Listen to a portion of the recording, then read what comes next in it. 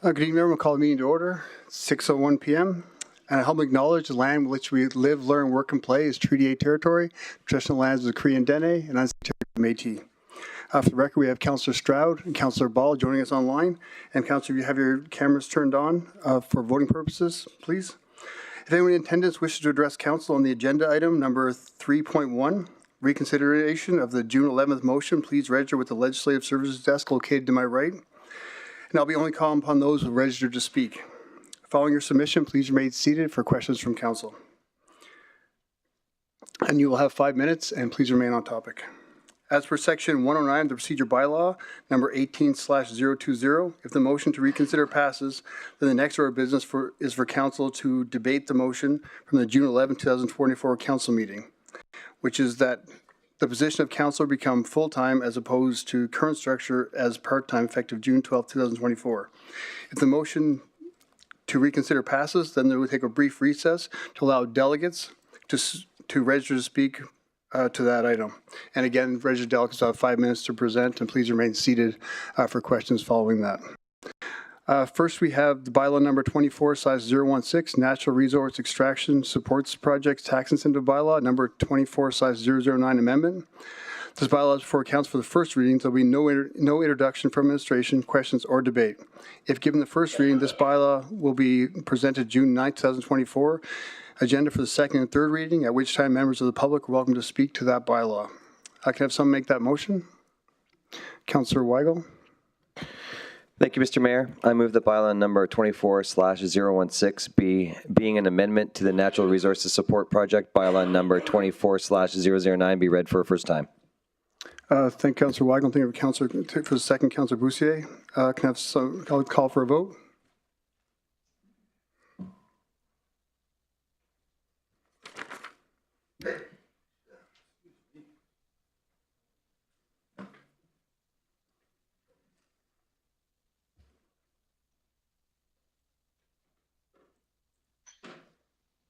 I'm in favor, Mayor Coleman.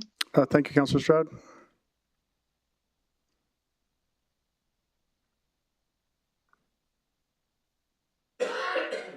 And that's carried unanimously. Thank you, everyone.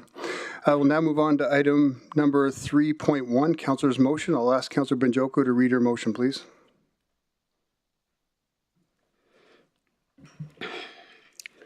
Thank you, Mr. Mayor. Whereas on June 11th, 2024, Councillor K. Cardinal brought forward a motion to have Council consider changing the position of Councillor to full-time from the current structure as part-time effective June 12, 2024.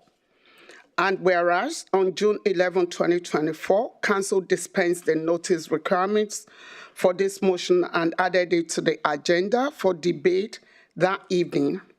And whereas the public deserves the right to have an opportunity to speak to this matter prior to Council passing such a motion. And whereas Council's procedure bylaw number 18/020 allows a councillor who voted in the prevailing side of a motion the authority to serve notice of intention to reconsider the motion at a subsequent council meeting, provided that the motion has not been acted upon irrevocably. Therefore, be it resolved that Council reconsider the motion of June 11, 2024, to approve the motion to change the position of Councillor to full-time effective June 12, 2024, as opposed to part-time. Thank you, Councillor Banjoko, and thank you for the second, Councillor Weigel. Councillor Banjoko, you can speak to your motion now. Thank you, Mr. Mayor.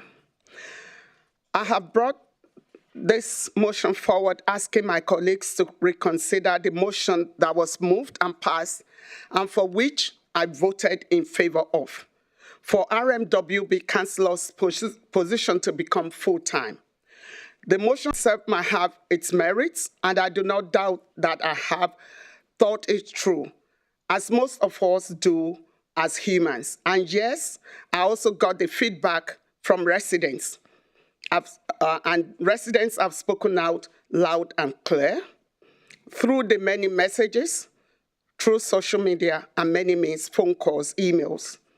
I believe strongly that the characteristics and qualities of a great leader is, 1, the ability to listen, the humility to admit when we made a mistake, and to act upon that to correct any error, and the strength to make amends and get back to track. My motion is a call to my colleagues, those who voted against the motion, the initial motion, those who voted in favor, and those who did not have the opportunity to vote, to exercise these qualities of great leaders that I know they are by supporting this motion. The process needs to be followed. We need to right the wrong. I appeal to my colleagues, and I also want to speak specifically to Councillor Cardinal to allow the process to be followed respectfully. I honor and respect your opinion. That is my motion. Thank you. Thank you, Councilor Banjoko. We'll begin with delegates. Mr. Renee Wells. And again, Renee, I think you know the process, but just want to say your name for the record. Just remind you have 5 minutes to speak and remain on topic and remain seated for questions following that, please.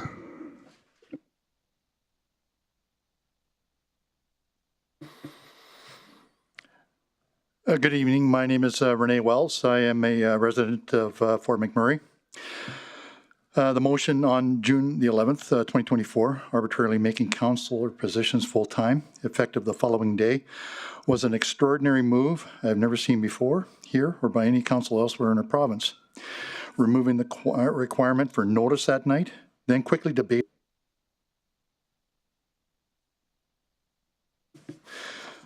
Denying council and the public the time to process and better understand why such a move is required and our right to speak to it, undemocratic.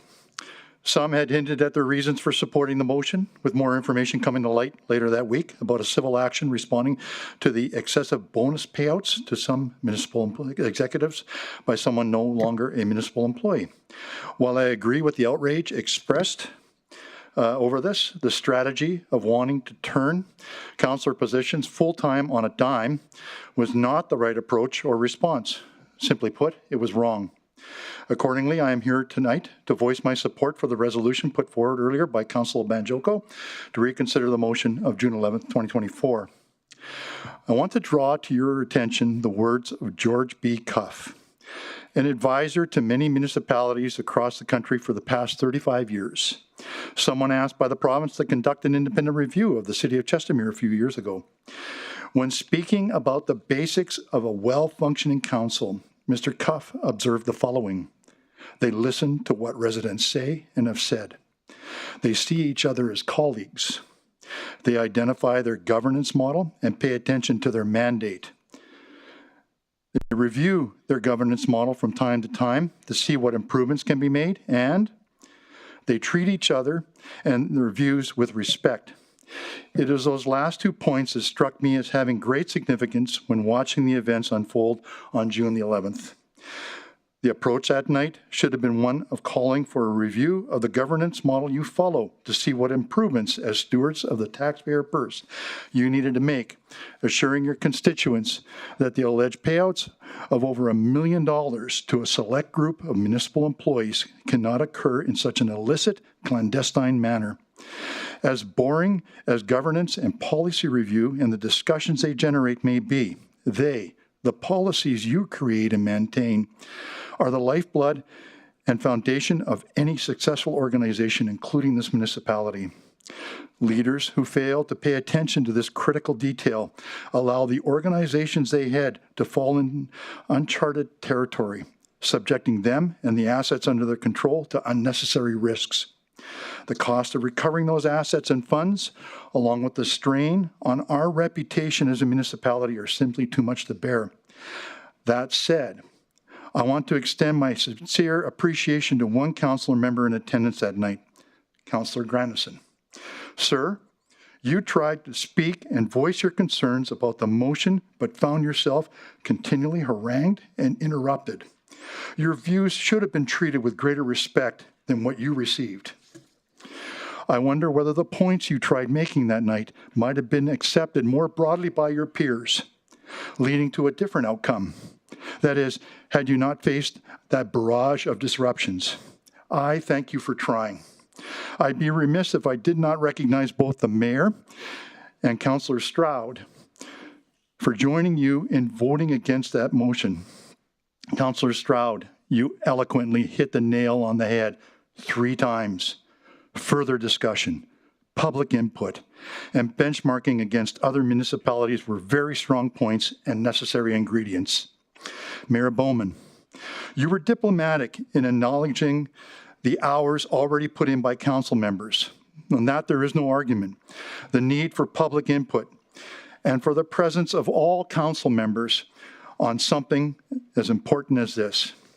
It is my hope that the motion passed on June the 11th, 2024 is rescinded and that more meaningful, respectful dialogue and debate can occur afterwards on the next steps to be taken. Thank you. Thank you, Renee. Do we have any questions from council? Councillor Cardinal. Thanks for your presentation through the chair to Renee. Good to see you. I'm glad you've come and debated. I appreciate it, and I look forward to hearing everybody else's. I know that, do you know that 2 weeks notices have been waived before in this chambers? Through the chair, no, I'm aware of that. I am a former municipal employee as well. I've been here in my capacity as a member of the RCMP, and when I was employed by that organization, I've seen that both here and in other council chambers. And I would say, yeah, that's a common or more an uncommon occurrence. However, on something as important as this, sir, I think that there should have been more time for not only the members of council, but also the public to gauge this, to understand, and to give it some time to think about it, and then allow us to come in and speak to you. I appreciate the comments through the chair to Renee. I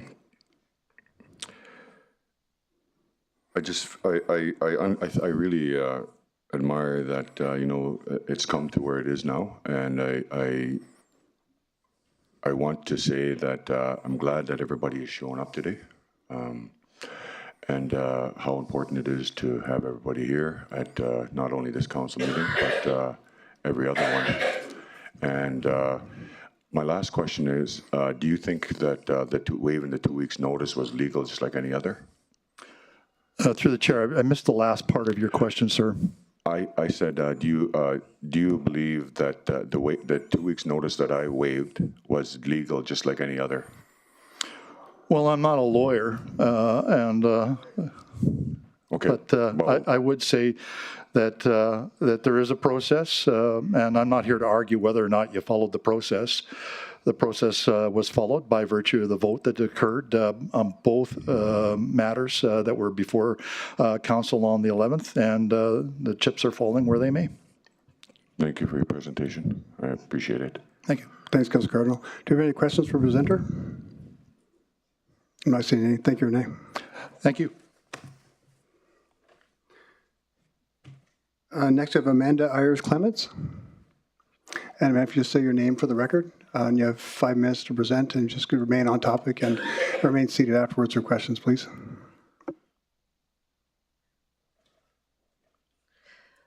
Hello, my name is Amanda Ayers-Clements, and I have been a resident of the RMWB for the past 10 years. Thank you for giving me the opportunity to speak to council this evening. I am here to address the council's vote to bypass public input on June 11th. You were voted into your positions that you're in now because the community trusted you.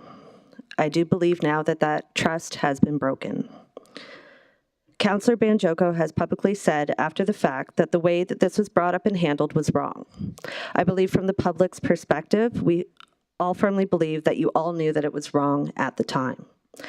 Councillor Cardinal knew it was wrong when he brought it forward. Councillors Cardinal, Ball, Dogar, Banjoko, and McGrath knew it was wrong when they voted to bypass public input. Public debate was skipped because you all knew what the response from the public was going to be. You now have possibly irrevocably lost the trust of the public that you pledged to serve. I do not believe that Councillor Cardinal's intentions for this full-time vote was, as he states, an attempt to garner more public interest in council. I believe that this move was solely for the personal gain of the councillors that voted for it.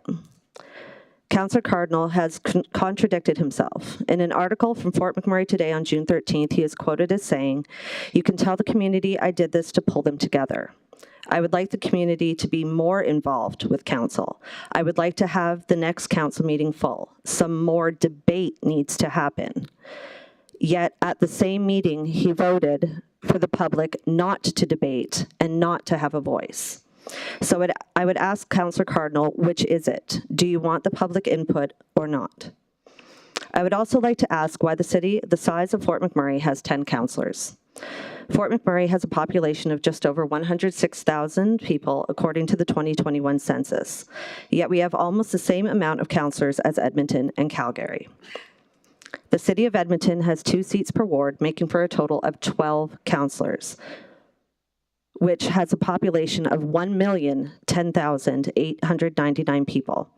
Full-time mayor receives, as of 2024, over $216,000 per year, and council receives $122,000. The city of Calgary has 1 seat per ward, making a total of 14 councillors, and has a population of over 1.3 million people.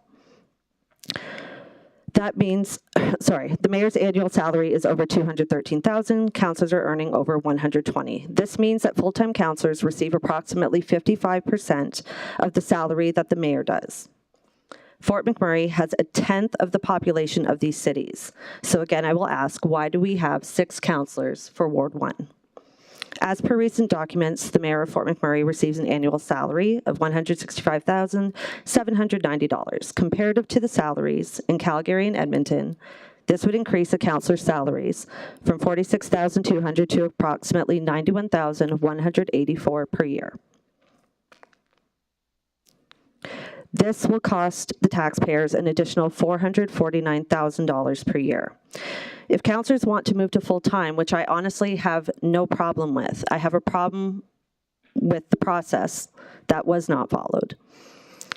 And I also have a problem because for the past year, especially, we've talked about how much we have to pinch pennies and save money and find the money somewhere, yet we're talking about immediately pushing everybody to full-time, which would include salaries increases.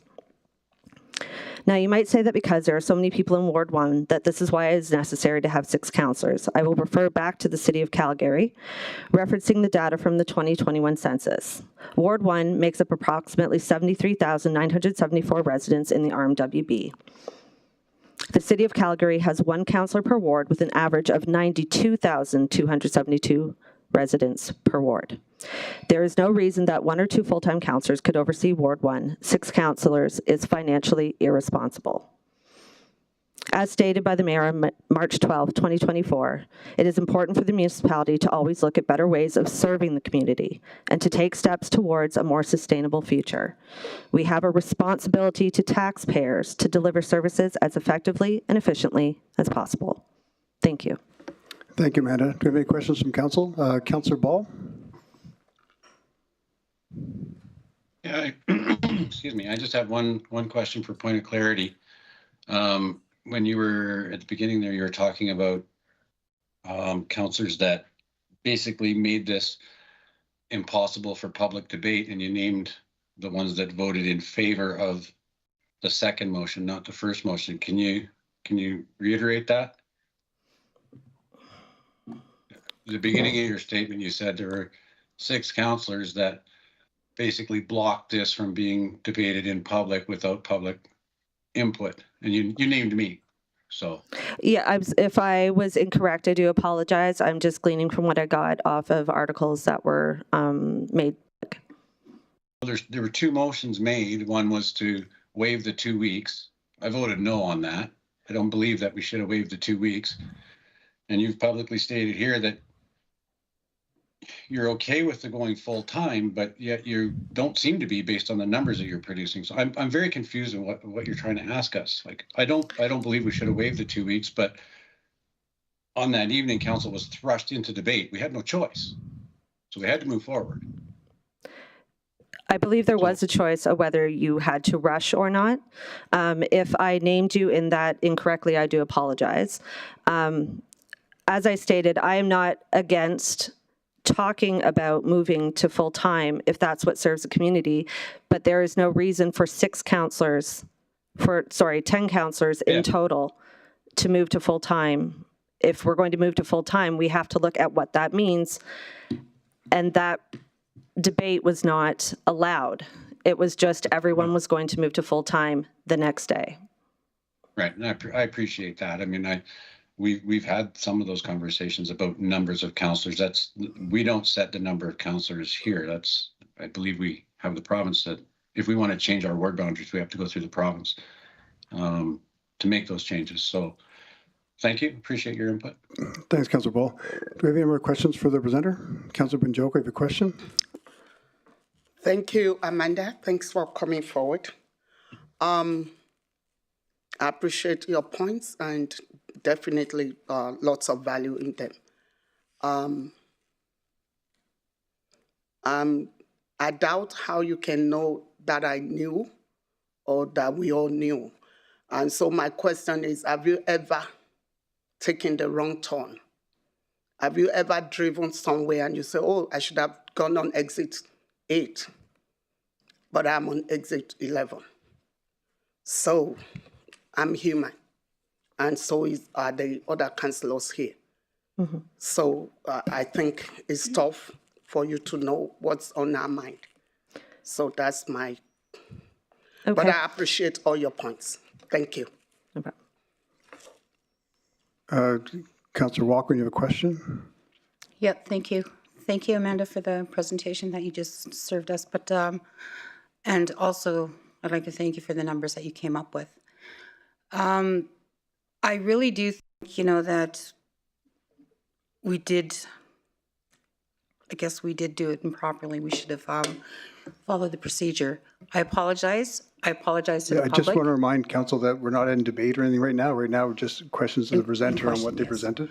So, well, the question I do have is, how did you find out the numbers? Like, I mean, did you find it on the web or the research? That's from the Alberta 2021 census. Okay. All right. Okay. That's all I needed to know. Thank you. Thank you, Councillor Walker. Do you have any questions from council for the presenter? Councillor McGrath, your question? Thank you, through the chair. I guess what I'm most curious about are the uplifts. I supported the motion that evening because every Power 9 corporation we're hemorrhaging. We have lift employees up and down. I just like to know, I guess, where the forecast for costing is, because it was never mentioned. Maybe a councillor mentioned it, but there was never the intent to disrupt the budget that we're already into. I think it was just noticed that we need to give an extra hand, and it was never about money. I think you said something about 480,000. I don't know where that number came from. I sincerely apologize for that, because it was never debated, and the time is now. Mm-hmm. We're fractured. Just question, Councillor McGrath. So the question, I guess the question is how did you come up with the number that was going to cost the taxpayers? I came up with that number by the numbers that are already precedented in Calgary and Edmonton. If you look at the numbers between the mayor and the council, they make approximately 55% of what the mayor makes in Edmonton and 56% in Calgary. So extrapolating that information, if you were to move to full-time and there was a comment, I believe, made that salaries would be talked about later. So that led the public to believe that there would be a salary increase coming along with these full-time positions. So to extrapolate that, that is just a guesstimate. I'm not a financial person, but I would guess that they would run similar to what the numbers would be in those cities as well if we were going to have a council like those cities. I appreciate the clarity, because the intent that night was never to increase any budget, just increase our hours that we serve the people. Thank you. Thank you, Councillor McGrath. Do you have any other questions for the presenter? Councillor Cardin, I have a question. Thank you for the presentation. I appreciate it. To the chair, to the presenter. Do you think being full-time councillors would be more beneficial and effective to the community? I do. Okay. That's it. Thank you. Thank you, Councillor Cardinal. Do you have any other questions for the presenter? I'm not seeing any, so thanks, Amanda. Thank you.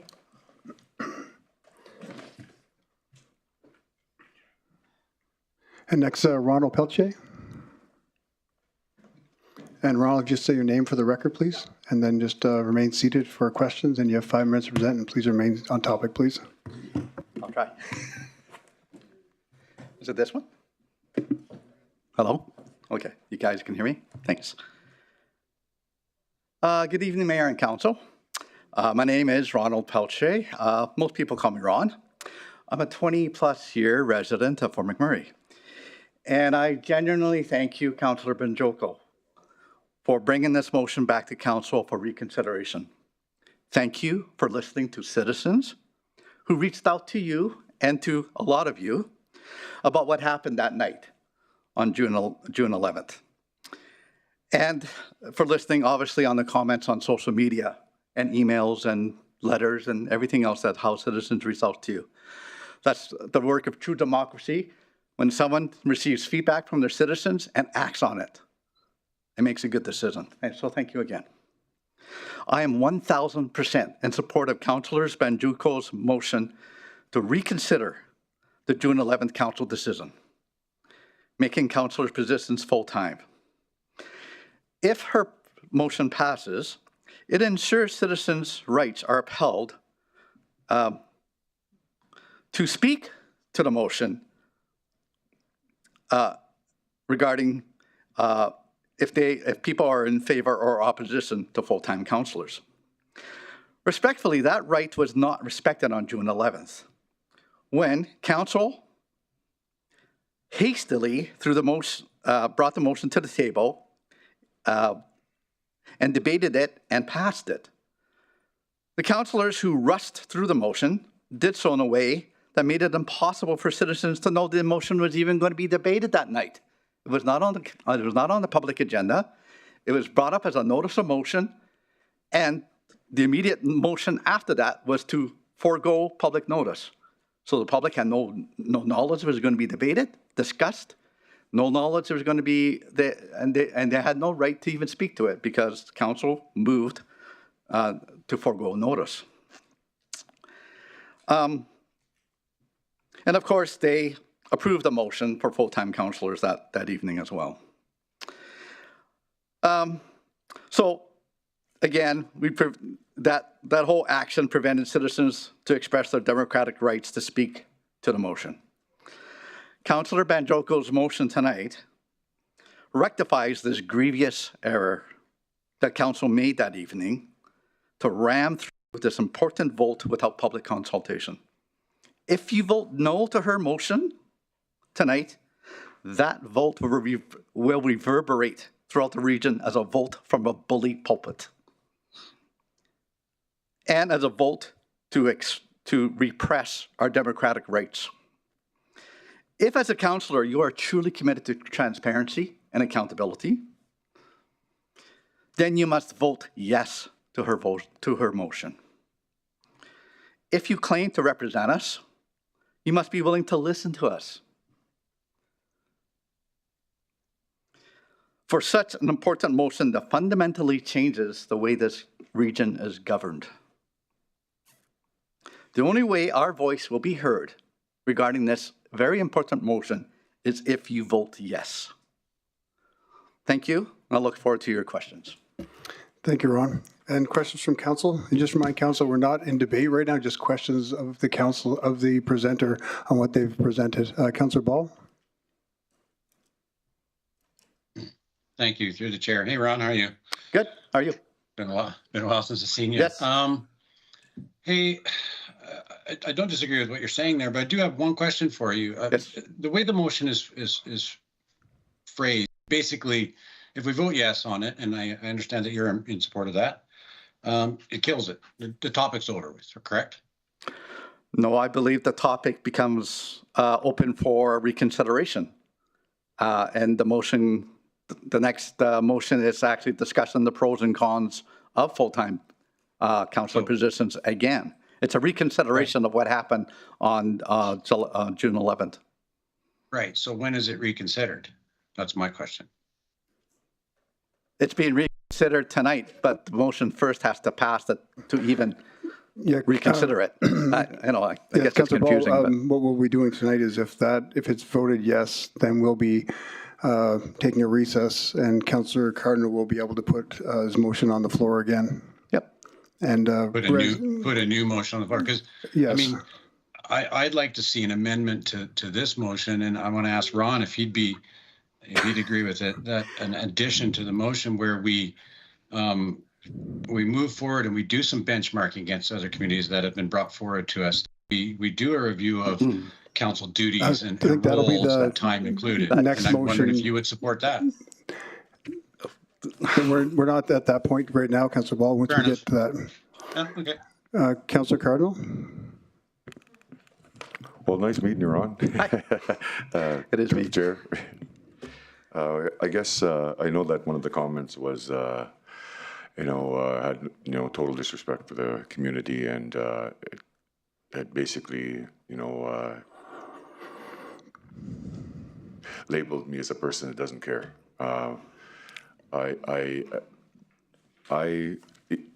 With all that, all the work involved with council,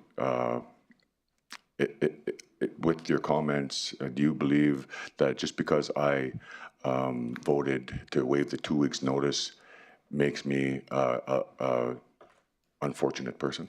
I never said no such thing. I just said that there was no opportunity for such an important issue for citizens to have a right to speak. They might have been in favor of your motion. You could have had people lined up here in favor of your motion, but you didn't have an opportunity to hear from them because you did not allow it. That's my issue is for this reconsideration. That's why I support Councillor Banjoko's motion so very much. I just want the public to be heard. Okay, thank you. Thank you. Through the chair to Ron. So I'm hearing that you're in favor of full-time councillors? I'll speak to that if this motion passes. We're not at this point right now with council. Right now, we're just to ask questions. Yeah, we ask questions about the reconsideration. Okay. All right, I asked a question. Right. About reconsideration. We're not in debate about full-time councillors or anything right now. Okay. No problem, Mayor. Thanks. Do we have any other questions for Mr. Pelche? I'm not seeing any, sir. Thank you, Ron.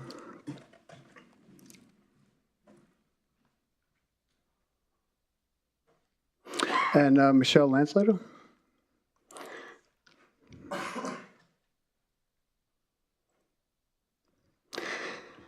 And Michelle, if you could just say your name for the record on there, and you have 5 minutes to present. If you remain seated for questions afterwards and remain on topic, please.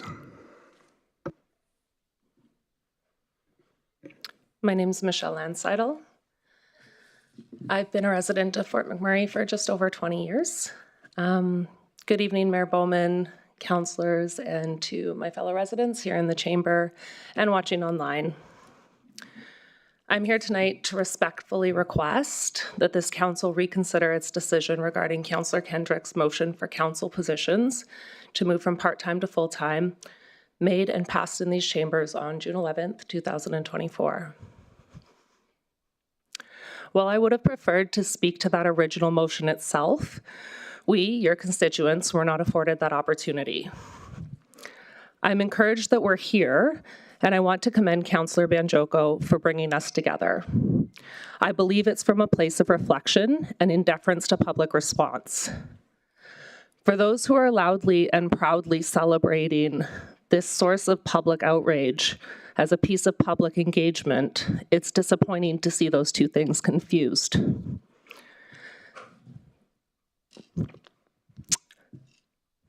And so I'm going to address the 6 councillors who voted for the motion we're asking to be reconsidered tonight.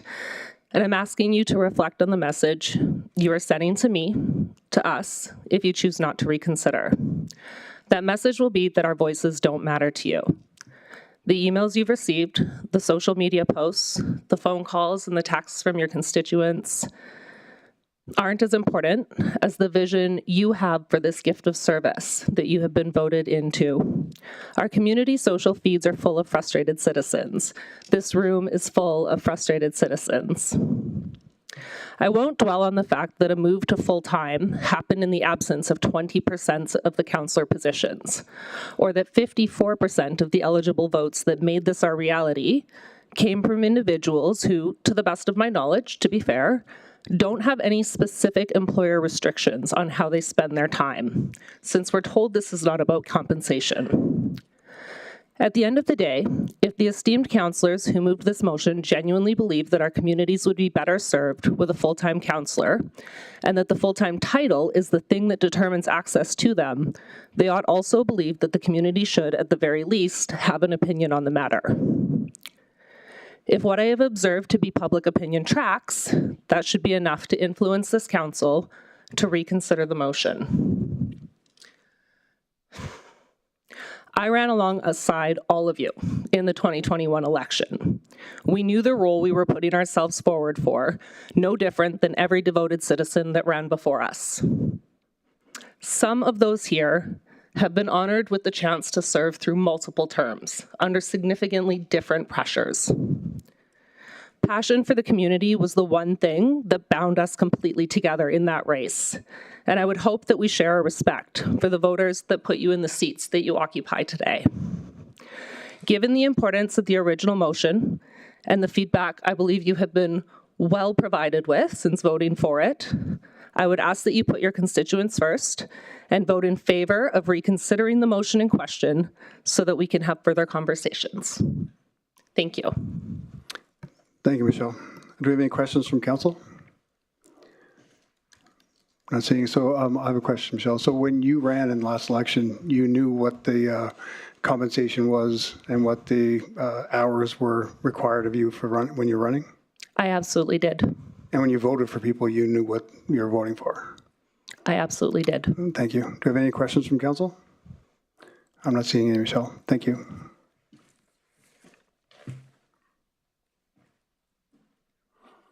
Craig Milley. I'm sure everyone knows who you are, Craig, but if you want to say your name for the record, please. That'd be appreciated. Just a reminder, you have 5 minutes to speak and remain on topic and just remain seated for questions, please. I'll keep this one short. So good evening, Mayor and Council. My name is Craig Milley. I'm president of CUPE Local 1505, and I've been a resident of the regional municipality of Wood Buffalo for 22 years. I'm here to advise that I'm in favor of the motion of reconsideration.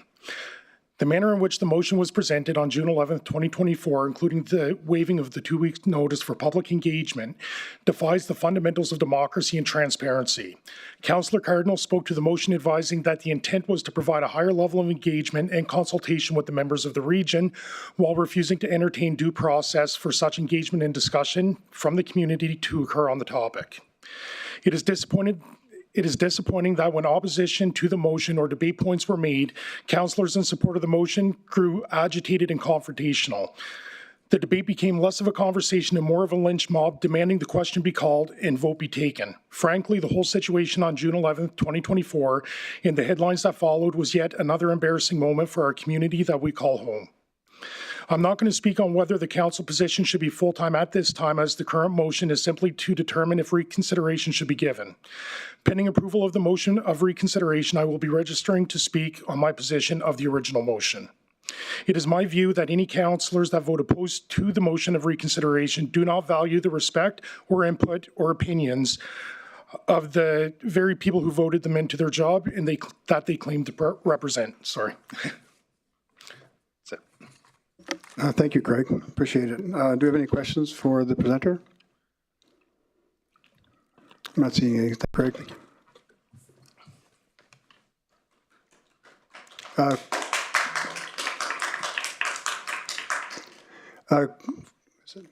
Clyde Phillips. And Clyde, if you could just state your name for the record and just you have 5 minutes to present, remain on topic and remain seated for questions, please.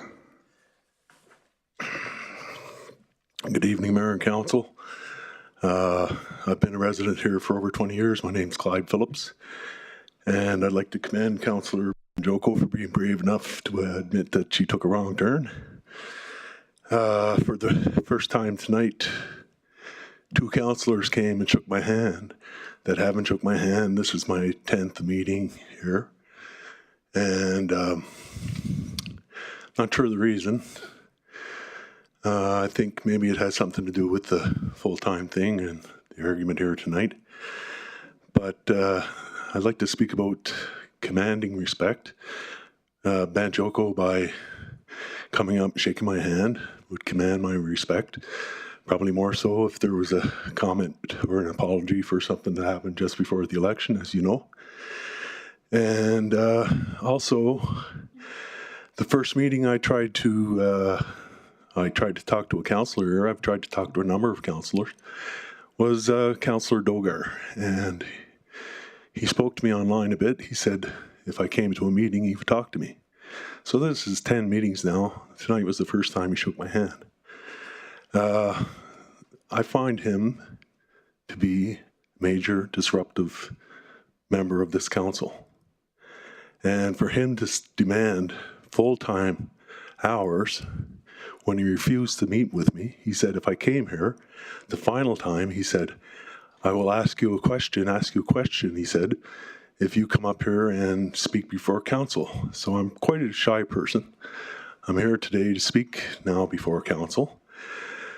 There was 2 weeks ago another situation where I went to speak with one of the councillors, and I mentioned this Arctic Farm, which is a highly successful business in the Yukon. It's about 2 years old now, and they grow marijuana in the north, in Whitehorse. I went outside to speak to a councillor, and it was the most disparaging conversation I've ever had in my life. He said, I don't want to speak to you. He said, I don't speak to anybody about anything about marijuana, like somehow I was a pothead or something. I got to speak to the Councillor Cardinal for the first time about that. My idea is that this business, which is so successful, would be used in Fort Chip. And he's been gracious enough to talk to me online, and he was treating me like a gentleman. He commanded my respect. You as mayor, I met with Mike and yourself before the election. I didn't meet with you, but I talked to you.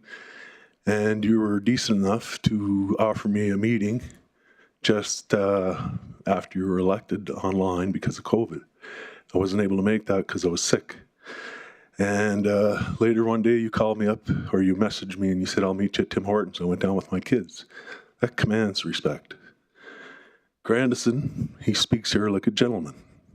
When he doesn't understand something, he says it. And he makes clear he's looking for clarification or something like that. He said he'd work full-time without an increase in pay. And he was rudely shouted at. You're in or you're out. And I'm like, this bunch of kids here or what? Sorry, point of order or whatever. But I'm not about to pay full-time. Just likes of that. That's my speech. Thanks, Clyde. Your speech kind of went around a lot of things, but I want to know if you're in favor or not of the reconsideration of the motion. Pardon me? Are you in favor of the reconsideration of the motion? Of course, yes. Okay. I don't think that the actions of these members warrants full-time. Yeah, they should have been fired and booted out after his racist comments. Yeah, we're not debating that right now. We're even discussing right now. It's on the reconsideration of the motion. So I just wanted to ask if you're in favor of the reconsideration of the motion. Of course, yeah. Do we have any questions for Mr. Phillips? I'm not seeing any, so thank you, Clyde.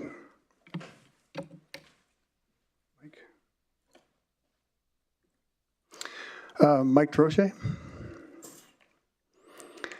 And Mike, if you just say your name for the record, and just remind you have 5 minutes, and I'll let you know when 5 minutes. And if you may, on topic, please. Who, me?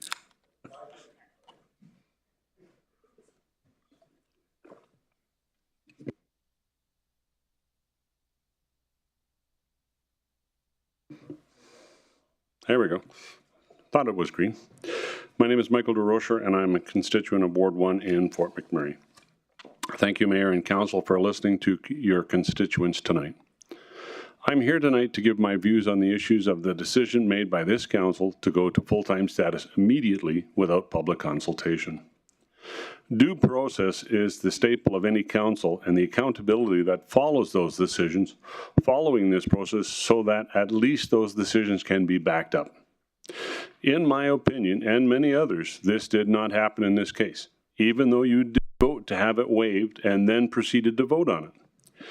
The quick decision blindsided the public and your administration.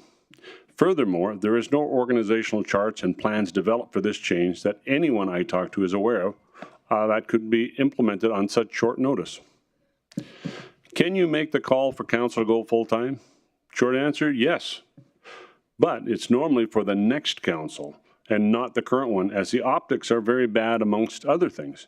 This could be considered a conflict of interest, as you are seeking changes to your appointment, obligations, and salary without public consultation. What is thought of to be where public insight is needed? How many full-time council members are needed? As this is a full-time requirement, the council will now need to be available much more often with no other job to interfere. Hopefully you'll make that happen in the writing. Council will need to have posted hours with daily Monday to Friday council meetings. Accountability will need to change as well. Duties will need to be considered. These council members will need to know that they are not part of the administration and cannot interfere with the operations. Prospective council members will need to consider the implications of running and the possibility of winning and what it means to any existing job they may have. If fewer council members are now needed, how long does it take to change the boundaries to reflect those boundaries? Administration will need lead time to draft suggestions for public input. Remuneration is now going to have to be considered.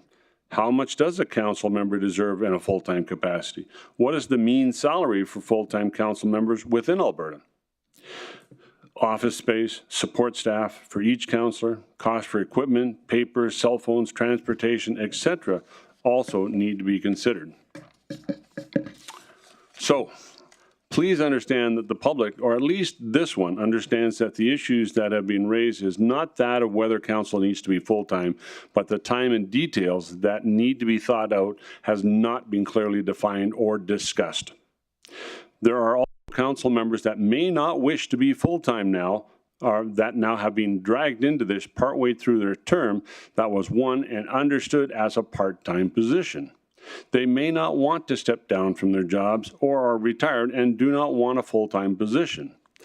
This is the one time that a majority of the decision should not rule, as they were not chosen to be full-time and may not have run ed they known. A decision like this needs to be 100% approved to ensure that these representatives are on board. For those wishing for a full-time council, they will want it known in advance of what it is and what those people will represent. The public will want to know what those duties, responsibilities, and accountabilities are. Currently, there is a number of the public that are concerned with the actions of this council and have lost trust of the governance they have shown. Do they know the frustrations you may have? Possibly, but not to the full extent. I am here tonight to hope that the decision can be rescinded, or at least the portion that takes effect immediately, to allow the process to be properly executed with proper notice to all existing council members and those who may seek a council position in the future. That all the details can be read and discussed in potential new and existing members, as well as the voting public, that boundaries can be properly created to reflect the needs of each community within the RMWB. At the end of the day, the public need to respect the council they elect, to trust that they understand the governance model that they have been elected to and represent according to the public. And if I can just add, there was a talk about a motion. We used to have a budget of $1 billion. We were part-time. We never did change. A lot of discussion. Our new budget is sitting around $600 million, and in the future, it probably is planning to be sunk even lower due to commands. So what kind of new motions could be done? Could it be that if you agree to rescind this motion, that you simply take it to the topic, to the public, get their input, then proceed. It could be sent to the administration to do public consultation.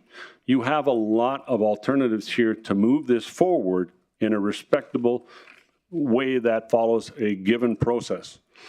And that's what we're here, most of us are here today, is to ask you to follow a proper process. Thanks, Mike. I'm done. Okay, I gave you an extra 30 seconds, as I do everybody. My question, I know a lot of the comments you made were in reflection of the full-time and part-time, but the motion we have on the floor right now is a reconsideration of the motion. So are you in favor of reconsidering? So I actually said that in here. I asked to have it rescinded, that you actually go with the motion to reconsider. Perfect, thank you. Councillor Cardinal? Dun, dun, dun. Nice to see you again, Michael, through the chair. If we vote no today, what will that mean? What that means is you can then restart the process. Is there an absolute debate to be full-time or part-time? Absolutely there is. We've been debating it for the last 20 years. And just to interject with Councillor Cardinal and Mike, right now we're just discussing, asking questions related to reconsideration of the motion, not the full or part-time, because if that will come later if the motion passes reconsideration. I'm speaking to Councillor Banjoko's motion. If we vote no against Councillor Banjoko's motion, and Mike was answering about the that's full why and part-time. I asked him, if we vote no to cancel Councillor Banjoko's motion that she brought forward, what will happen? That's what I just asked. That's a logical question. What he's answering, Let me though, ask the question. Councillor Cardinal, what he's answering though is about the full and part-time, not the reconsideration. That's what I'm getting through. We're talking about Funky's motion. Her motion is reconsider your motion, right? Right. So if we, okay, I'm not going to argue with you. Okay, no, I'm just letting you know. I'm just saying. What's on the table is reconsideration. Mayor, please let the question go through, please. In reconsideration of the motion, yeah. Not the full and part-time. We're not debating. I'll try to redirect it, Mayor. We're not debating. It's fair. Listen. It's fair. Point of order. Thank you. On who? That will be you. And Councillor Cardinal. Okay. I'll respect that, Councillor Stroud, sorry. Thank you. So, as Councillor Cardinal mentioned about the reconsideration, as you talked about, what would that mean if council voted no on the reconsideration? If you vote no tonight, you'll go back to the drawing board and start the process over again. Thank you. Councillor Cardinal? What do you mean by start the process over again? The subject doesn't die at the end of this. It still remains. All you're doing is rescinding the order that was, or the motion that was put forward. So if you accept that motion and it gets accepted tonight, you basically restart that process. You can then go out and get that public perspective on that, and then you can deal with it. You can put it into different motions. You can actually direct your CAO to get his administration to look at the options. So all that's within your power, but it just comes on as a secondary, a new motion. Yeah, the reason why I asked that question is because I would like the public to also know why it is, if you vote no, that means that Councillor Banjoko's motion that she just brought forward won't come back to council again. That's what that means. Right? And you're saying it does. It will not come back to council again if we vote no tonight. Well, not in the way you originally had it, but once you have debated, once it's brought forward and all that, it's a new motion that can be brought forward. It just has to be recrafted. You can tell. Yeah, well, it will, if this passes, then we'll go to the next section with Councillor Cardinal's motion. Councillor Dogar, you have a question? No. No? Do you have any questions for Mr. DeRoche? I'm not seeing you, Mike. Thank you. Thank you.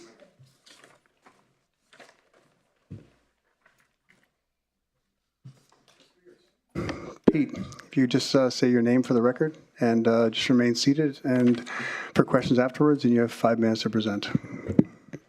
My name is Peter Spears. Been here 17 years. I'm in favor of taking this back on the motion due to the fact that the motion was brought forward with little information presented the day of the vote. 2 things were motion. Full-time counselor, yeah, no information to follow behind it. Second one, the question was from Councillor Strud, will there be a pay increase? Cardinal answered yes. That was the motion brought forward. That was the information given to everyone in this room. Nothing more. It'd be like me going to my job saying, hey, I want to go full-time, but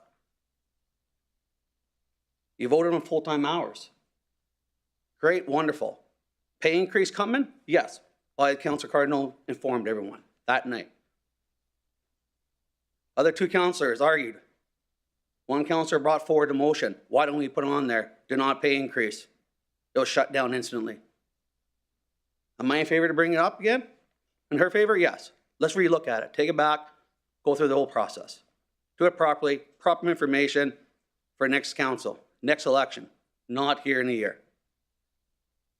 That's my points. And thanks, Pete. Do you have any questions for the presenter? Not seeing any, so thanks, Peter.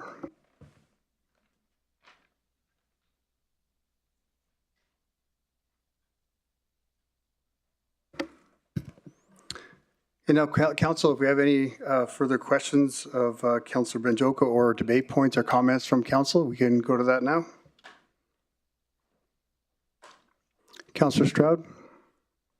Thank you, Mayor Bowman. I did not vote in favor of being a full-time counselor on June 11th, 2024. So I definitely support this motion to reconsider today. Thank you. Thank you, Councillor Stroud. Councillor Kendrick, do you have your, no? Do you have any other comments, debate points, or closing statements from any councillors? Councillor Weigel. Thank you, Mr. Mayor. I just want to say thank you for everybody who came out tonight to speak. I wasn't at that council meeting. Unfortunately, I was with my family. And when I came back, I had never received more messages on any other topic in the 3 years that we've ever been here. I've said before, and probably not great publicly here, but I don't, the accountability that we have is your voice. And that's where it lies. And so I want to say thank you to hear your voice and how you felt about it.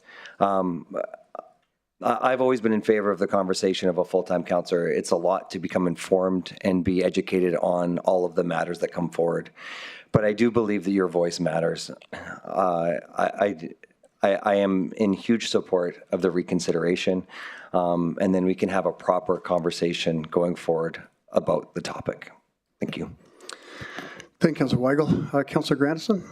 Thank you, Mr. Mayor, through the chair. Yeah, like Councillor Stroud, I did not vote in favor of this on June 11th. Still not in favor of it, but I think this is a result of not doing it properly. This is a result of not giving the public an opportunity to have their voice. We don't always agree with what the public says, and the public don't always agree with what we say, but the opportunity to actually sit there over a table and have the conversation, that's what's missing, right? And anyways, I absolutely support the reversal of this. Thank you, Mr. Mayor. Thank you, Councillor Grandison. Councillor Walkman. Thank you, Mr. Mayor. Thank you, Councillor Banjoko, for bringing this motion forward. I fully support it, and I'd like to apologize to the public because, yes, I did vote in favor. What we should have done was did our homework first before bringing it out, and we didn't do that. In respect, I did listen to tonight's, concerns brought forward, and just to listen to each and every one was, was touching because you guys came forward and you guys brought it all to us, your concerns and about the motion that was put on the floor a few weeks ago. So again, my apologies, and yes, I am in favor of the motion that Councillor Banjoko did put forward. Thank you, Councillor Walkman. Any other comments, debate points, or questions from Council? I'm not seeing any. So, and I as well didn't support this, and the reasons I didn't were, I said them before, and I've made it public why I didn't support it. I think things like this need to be, any motion needs to be brought for debate, and there is times, like Councillor Cardinal mentioned, that we do bring up, we do waive the 2 weeks notice. That is something we do. And we don't do it a lot, but we do when we absolutely need to, when in case of emergency or something that can't wait 2 weeks. With that, I do support Councillor Banjoko's motion. And like I said, I didn't support the waiving the 2 weeks at the time, so I do support reconsideration. And the reason we do that is we have the people show up here, because I really think that if we hadn't waived it, the same people would be here tonight, and given that opportunity for the chance to come here again. So I want to thank all of you for coming in this evening, for speaking up, and thank the union for showing up, and thanks for respecting the sign bylaw tonight. Appreciate that, Craig. So he did ask, but I want to thank you guys for coming out, and let Councillor Banjoko with closing comments. Oh, sorry, Councillor Stroud's there. Do you want to have closing comments, Councillor Banjoko, or let Councillor Stroud? Councillor Stroud, go ahead. Thank you, Mayor Bowman. I also want to echo that I thank everybody that came out tonight and gave us their viewpoint. It's very beneficial to council, and I appreciate it. Thank you. Thank you, Councillor Stroud. Councillor Banjoko, closing comments. Thank you, Mr. Mayor. In closing, I want to thank everyone for coming out today. And like I said briefly to Ms. Amanda, I'm yet to meet a man or woman who never took the wrong turn. It is not shameful to make a mistake. What is shameful is not to find a way to correct them. I appreciate my colleagues for all the discussion tonight, and I think we all are looking to respect our residents, to follow the process, to do the benchmark, including checking the best practices, timing of the change, and to respect the outcome after the due process has been followed. It might not be a quick fix.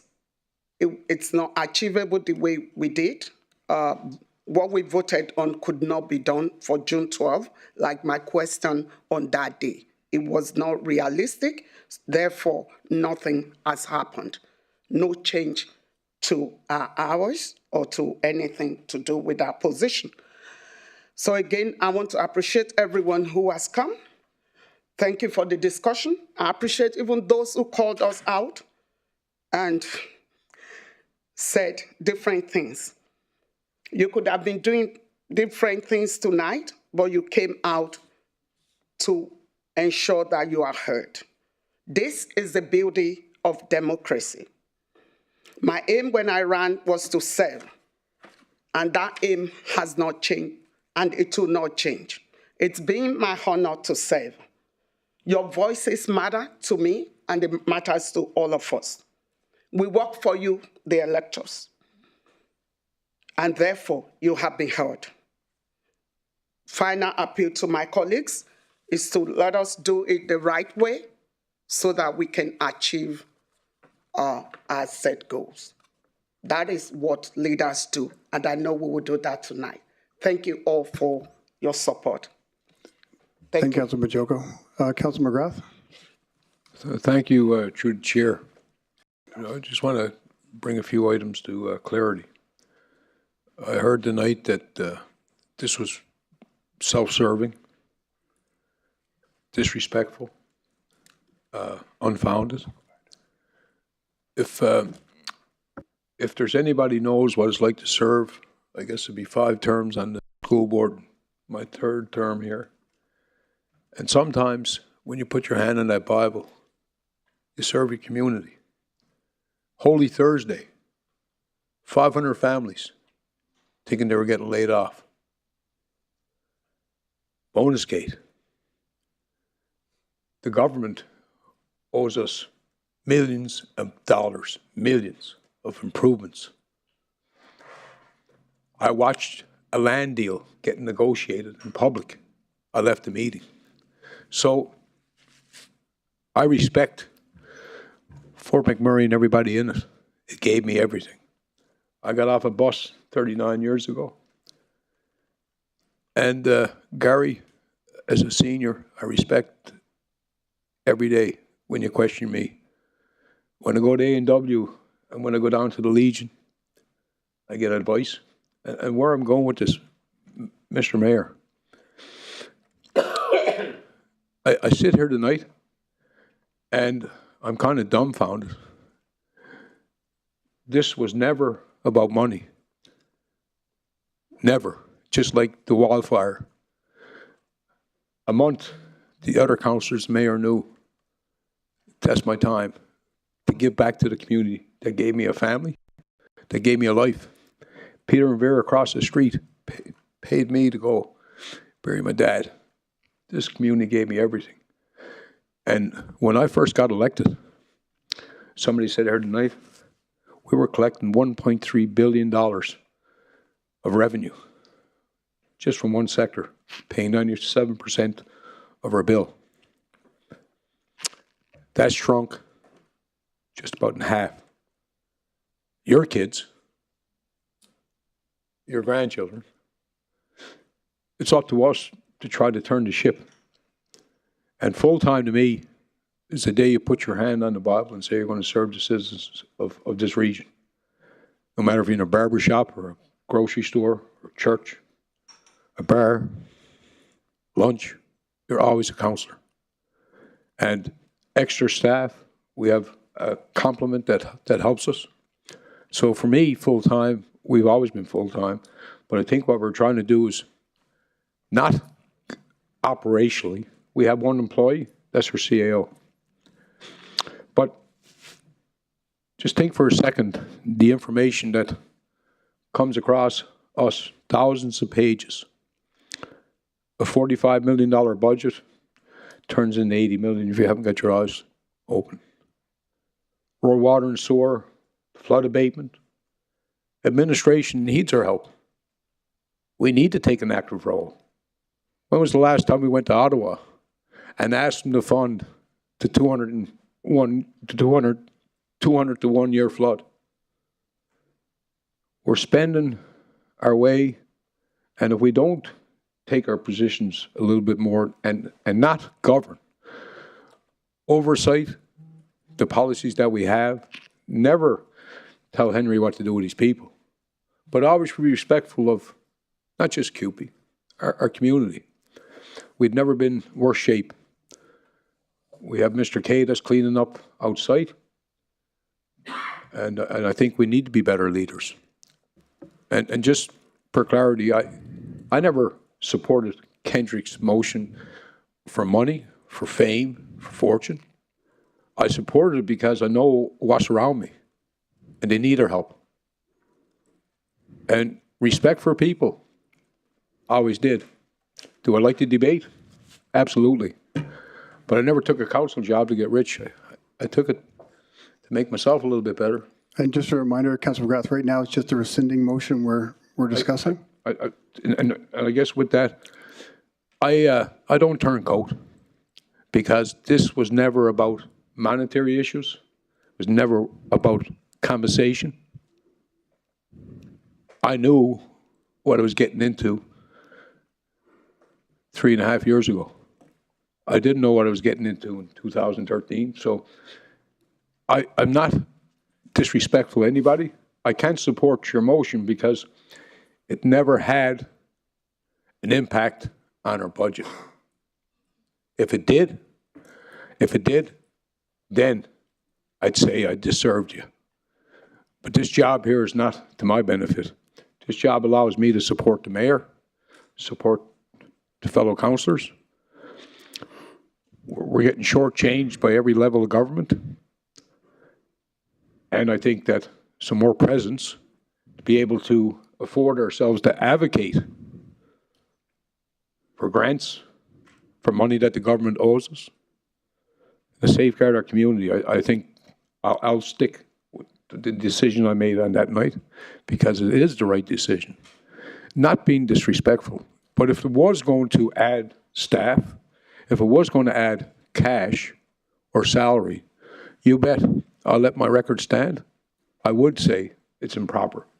But when it doesn't affect the budget, I can't support the motion because I'm not here to be popular. I'm here because I believe that residents put me here,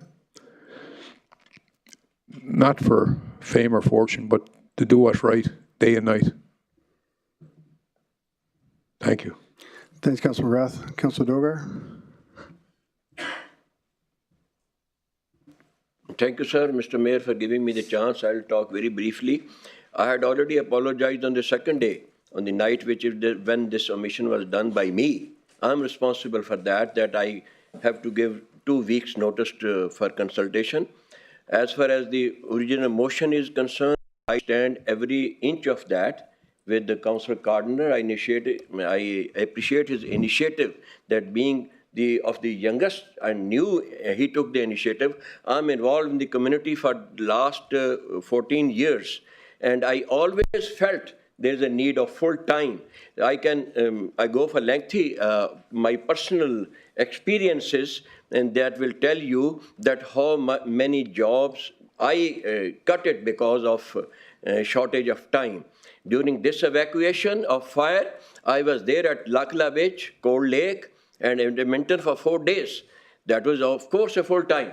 And also in the communities that come in between, that is Gregoire Lake, Anzac, Genevieve, and Coquelin, to stand with the community. And the same way, on the Christmas days, Jade, can you display, please, that picture? Yeah. The Christmas days. Do you want to save those for the motion? Just a picture. Okay. Even in the back home country, I have been going to the Christmas and displaying the board of Fort McMurray. That Fort McMurray people taught us this, to stand with the minorities, and asking my people to give the same back to the Christian people there. Just a picture of 2 of the Christmas that I spent in. So this is for 22. You see that? There's a church, and thank you. You go to the next one. That is a board. Can you highlight it? It's a Fort McMurray written. Board Fort McMurray, Canada. Yes, you can see it now. So we are always full time serving the community with full passion. Thank you very much, Mr. Mayor. Thank you, Councillor Dogar. Councillor Cardinal. Thanks, Mayor. I will not be supporting this motion. I'm a person that is hard-headed, and I will fight for the people, and you guys watch how much of an improvement I will be to this council. You need somebody that's going to get there, say no at times, and say no to certain things, and I unfortunately, I might have hurt a few people's feelings, and I apologize, but I will not be supporting this motion. I'm here to fight for the people, and I know that I said no, and I'll make sure that I'm a big influence in moving forward for this community. I will stick to my guns, and I'll make sure that when I fight for the people, I'll fight for the people, and I'll be the number one person standing at bar if I needed to go for you people. I'll tell you that right now. And I appreciate everybody being here today, but I will not be supporting this motion. My vote will be no, but I will prove to you guys that I could go into the rough places, because I've been there, and I will continue to do rough things and continue to fight for these people. And I want to be in government and stand in Ottawa, and I want to stand at the RMAs, all the FCMs, everything. They need to hear our voice. We need to be there. So I will not be supporting this motion, and I'm going to stick to my guns, and I'll let you guys know that I'm going to continue to work hard. Thank you very much. So, everyone, that's the end of questions, comments, debate points. I'll let Councillor Banjoko to any closing comments. Thank you, Mr. Mayor, and thank you to my colleagues.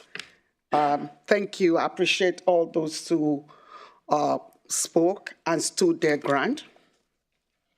Thank you. You are entitled to your position. I just want to reiterate and clarify that my motion is for us to reconsider and give the public a chance to speak. And I believe Mr. Mayor made that clear, that should this motion pass, which I believe strongly it will, then we will take the next step, which is respect our electors, allow them to speak, the few people who are in the auditorium tonight, and they will be able to speak, and then we'll decide. So just to clarify, this motion is for reconsideration and to give the public, those who elected us, a chance to be able to speak. And I believe they came here tonight so that they can speak. Thank you to all.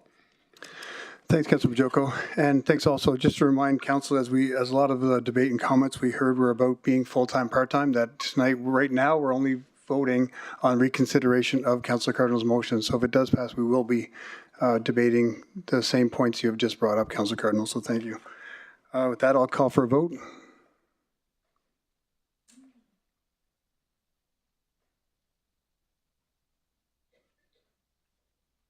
Mayor Bowman, I vote yes to reconsider. Thank you, Councillor Stroud.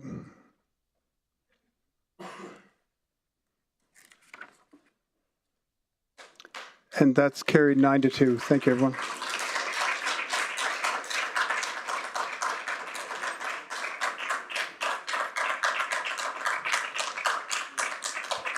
No, 1 second. So that motion is passed. The next motion for debate of council, the following motion, June 11, 2024 council meeting, that the position of councillor become a full-time as opposed to current structure part-time, effective June 12, 2024. As noted, we will take a brief recess right now to allow delegates, if they wish to speak to that motion, to come forward and register with the legislative services to my right. So right now, we'll take a 5-minute council recess, and if anybody wishes to speak to the actual motion hand, which many of you have, but this is your chance, we'll take a quick break.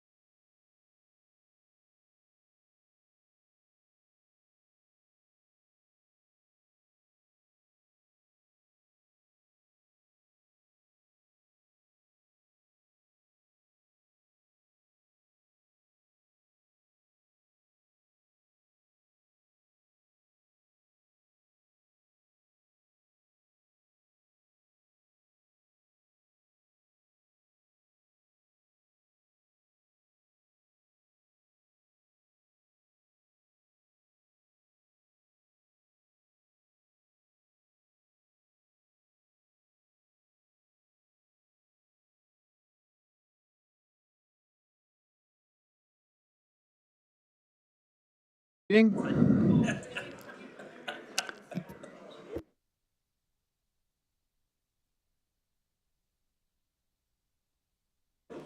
Welcome back, everyone. If you have council turn to the seats, we can resume.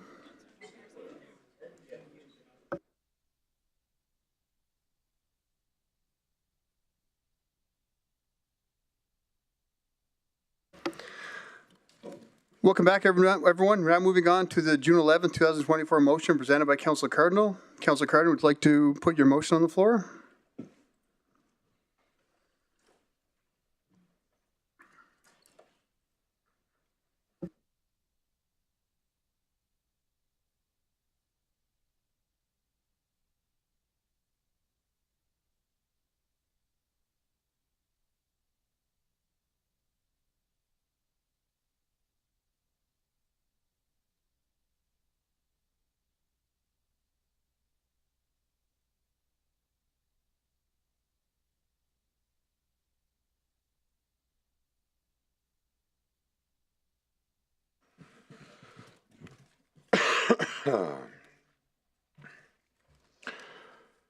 I move that the position of councillor become full-time as opposed to the current structure as part-time effective June 12th, 2024. Oh, I guess no. I guess we're gonna have to amend that, right?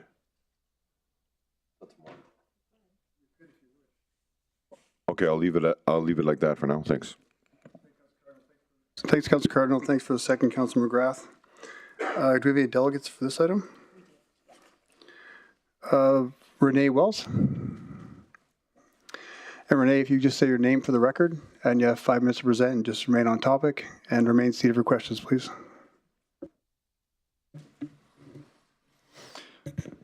And my name is Renee Wells. I'm a resident of Fort McMurray. My thanks to council for making the right decision earlier. Now then, how best to proceed on the issue of elected representation for the wards in our region. Now, I acquired a copy of an order in council dated December 21st, 1994, creating this specialized municipality.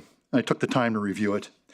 It does not speak to changes, but given that we're now approaching 3 decades since the Lieutenant Governor signed it off, a review is certainly in order. Does the current council makeup work for us? It also begs the question, how will that review occur?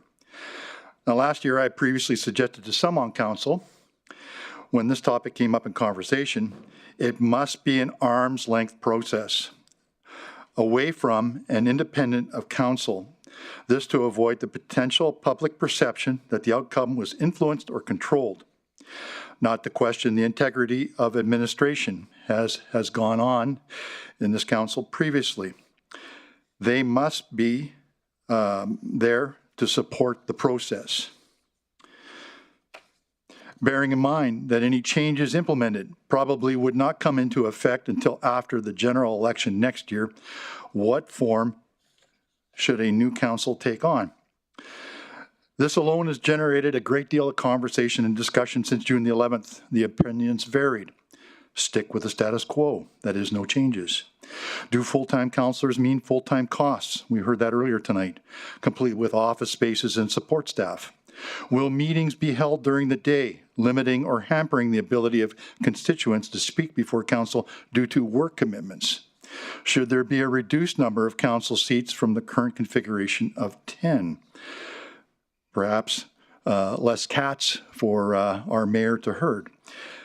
Should constituents in the larger urban service area of Fort McMurray have more representation than they currently have compared to those in the rural service area?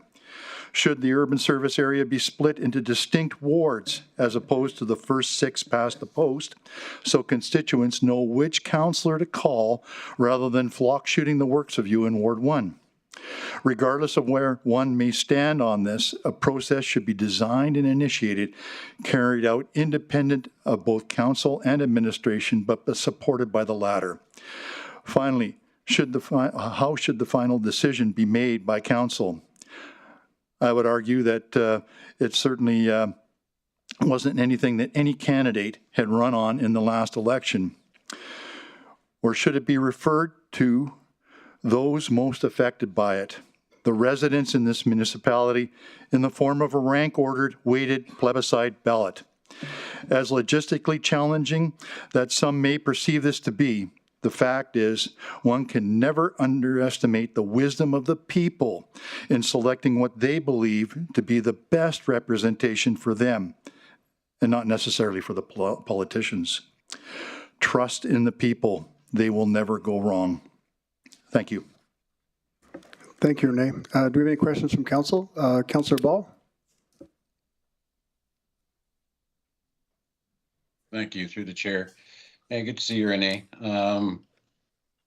We've obviously had a few conversations about this in the last few weeks. And I guess we're at the point where I kind of figured we would already be. My question to you is, would you support an amendment to the current motion on the floor that did just some of the things that you say, such as an independent review, benchmark some other communities, see what others are doing, and compare that to what we're doing and come to some sort of a solution that best suits our needs for our community? Through the chair, thank you, Councillor Ball. I would say absolutely. We've heard not only from what I've been saying, but also other fine folks this evening. A lady who had spoken about other municipalities in Alberta. I did an informal survey, I guess going online, and found that when you take out Calgary and Edmonton, you look at other mid-sized cities and municipalities in our province, the average number of councillors is around 7.25. Are we overrepresented? Can we do more with less? If they are full-time, can we have less? I've suggested online the 2-4 initiative that we have 2 in the rural area, 4 in the urban service area. But these are all points and I think opinions as it stands right now. And so, yes, absolutely. In answer to your question, why not go out and benchmark? Why not go out and get the feedback from the people? You know, it's more than just the number that have been here tonight. I'm sure there are people out there whose schedules are quite busy, but they wouldn't mind taking the time to have their concerns and their input heard. Okay, thank you. I don't know where you got your numbers from, but I can give you some. Lethbridge, mayor and 8 councillors. Grand Prairie, mayor and 8. Red Deer, mayor and 8. Lac La Biche, mayor and 7. RMWB, mayor and 10. So I don't know where you got 7 from, but those are the communities in Alberta that are similar in our size. So we're close, but I know this is what we talked about. I think it was the day after that I had hoped we would get to a position where we could get to discussing this holistically and looking at what a solution is for our community. I'm not on full-time, part-time, half-time, whatever you want to call it. As far as I'm concerned, it's all-time. There's a fellow online right now, his name's George Cuff, and the day after we were elected, we went to a session with him, and he explained to us that when you wake up in the morning, you're a councillor, and when you go to bed, you're a councillor. There is no time. It's 24/7. So we need to do, I think we're hung up on this terminology of full-time, part-time, whatever. I think the mayor can attest to multiple conversations that we've had at 2 a.m. So appreciate your input and hope you have a great night. Thank you. And just to clarify, I did go beyond some of the cities that you mentioned through the chair to Councillor Ball, the city of Leduc, the city of St. Albert. I believe each was 6. Not 100,000 people though. You know, but I grew up in Leduc. They are a larger municipality. But my point is that an average of 7.25 versus 8, that the number that you came up with, we're not that far apart. You know, and I have an immense amount of respect for Mr. Cuff. I bought a couple of your books, sir, and I refer to them from time to time, as I have tonight from past presentations that you have made, and you know, I hope that council does take his sage words and advice into consideration. Thank you, Renee, and thank you, Councillor Ball. Councillor Stroud? Thank you, Mayor Bowman, and thank you, Mr. Wells, for your presentation. Were you aware that an independent review was done in January of 2017, which came into effect in the next term, which was 2017, the October of 2017 to 2021? Through the chair, not on the specifics, no. Around that time, of course, my priorities were focused elsewhere, both with my job and then, of course, trying to get through my insurance claim from the events of 2016. Thank you, Mr. Wells. Yeah, I'm aware of that, and we do have that report. So it's not that we haven't done it. And but again, as I said in the previous council meeting on June 11th, I think this needs to be done again to, ensure that we have the required principles in place for the next term. Thank you, Councillor Cardinal. Councillor Cardinal? My question to you, Renee, is are you in support of full-time councillors? Maybe, through the chair. It all depends on the makeup again. And as I stated earlier, are we looking at 10 full-time councillors in this horseshoe in council? To me, that's problematic. I think that, we are talking about looking for efficiencies in our municipality. I think that starts at the top. And truly, that if we're looking at changes, it's going to take effect, I hope, after the next election. But I hope I've answered your questions. It's a qualified yes. Thanks, Councillor Cardinal. Sorry, thank you, Renee, through the chair. Appreciate, I did want to say thank you for your presentation. It was great. Yeah. Thank you, Councillor Cardinal. Do we have any other questions for the presenter? I'm not seeing any. Thank you, Renee. Thank you, Mr. Mayor.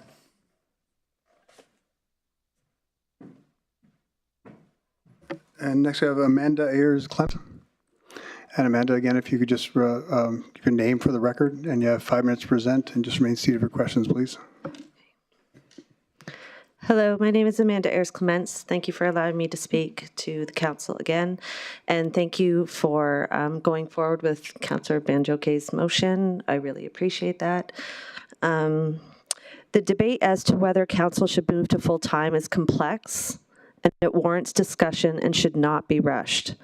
I am not opposed to council being full-time. What I am opposed to is not having a well-thought-out discussion about it. Clear outlines, including but not limited to salaries, extra employees, ward boundary changes, and more need to be established before a decision is made. If I were to bring to council a proposal for a project, and all I came to you was with how much money I need and when I want to start, you'd probably ask me to come with a little more information than that. I would be told that the decision could not be made without more information. A change of this magnitude in council affects each resident of this community greatly. The community needs to know that this decision will garner careful consideration and, again, not be rushed. Renee talked about what I touched on earlier as well. We do need to look at other cities that are comparable to ours.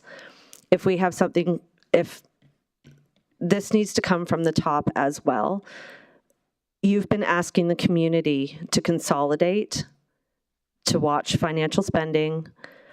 Jobs have been at risk. My household has been under stress for a good portion of this year, wondering whether my husband is going to have a job or not. That thankfully changed, but it doesn't excuse the stress that we were put under for this whole year. So when decisions of this magnitude are made without thinking and are rushed to be immediate, as in the next day, it really struck a chord with not only myself, not only my household, but a lot of the other residents in this town. So are we opposed to full-time? No. But there is nowhere in this city, in any other city, when you look at other places that have part-time, have full-time, where everybody from part-time would move to full-time. That doesn't make any sense. The jobs that you're doing now, we have to look at whether that can be consolidated or not. And that's going to take time. It's not a decision that can be made by tomorrow. So I'm asking that you do the due process and to restore faith in your community and trust in your community by taking the time to think about what a change to full-time actually means, not only for yourselves, but for everyone in the RMWB. Thank you. Thank you, Amanda. Any questions from council? Councillor Dogar? Thank you, Mr. Mayor. Thank you again. You're informative and innovative. What do you feel that 3 weeks which have been given? You know, this was thought of that we should give more time, and it is very wise of Mayor that he scheduled in such a way that 3 weeks time was given, and something is always done. Thank you very much. Councillor Cardinal?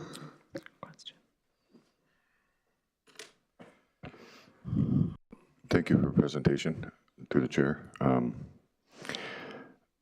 Do you think some adjustments need to be made at this organization? I believe a change of the magnitude that you're asking for would require change. Do you feel that us as a council being full-time would influence that? I believe that it would, yes. Thank you. Thank you, Councillor Cardinal. Do you have any questions for Amanda? I'm not seeing any, so thank you. Thank you.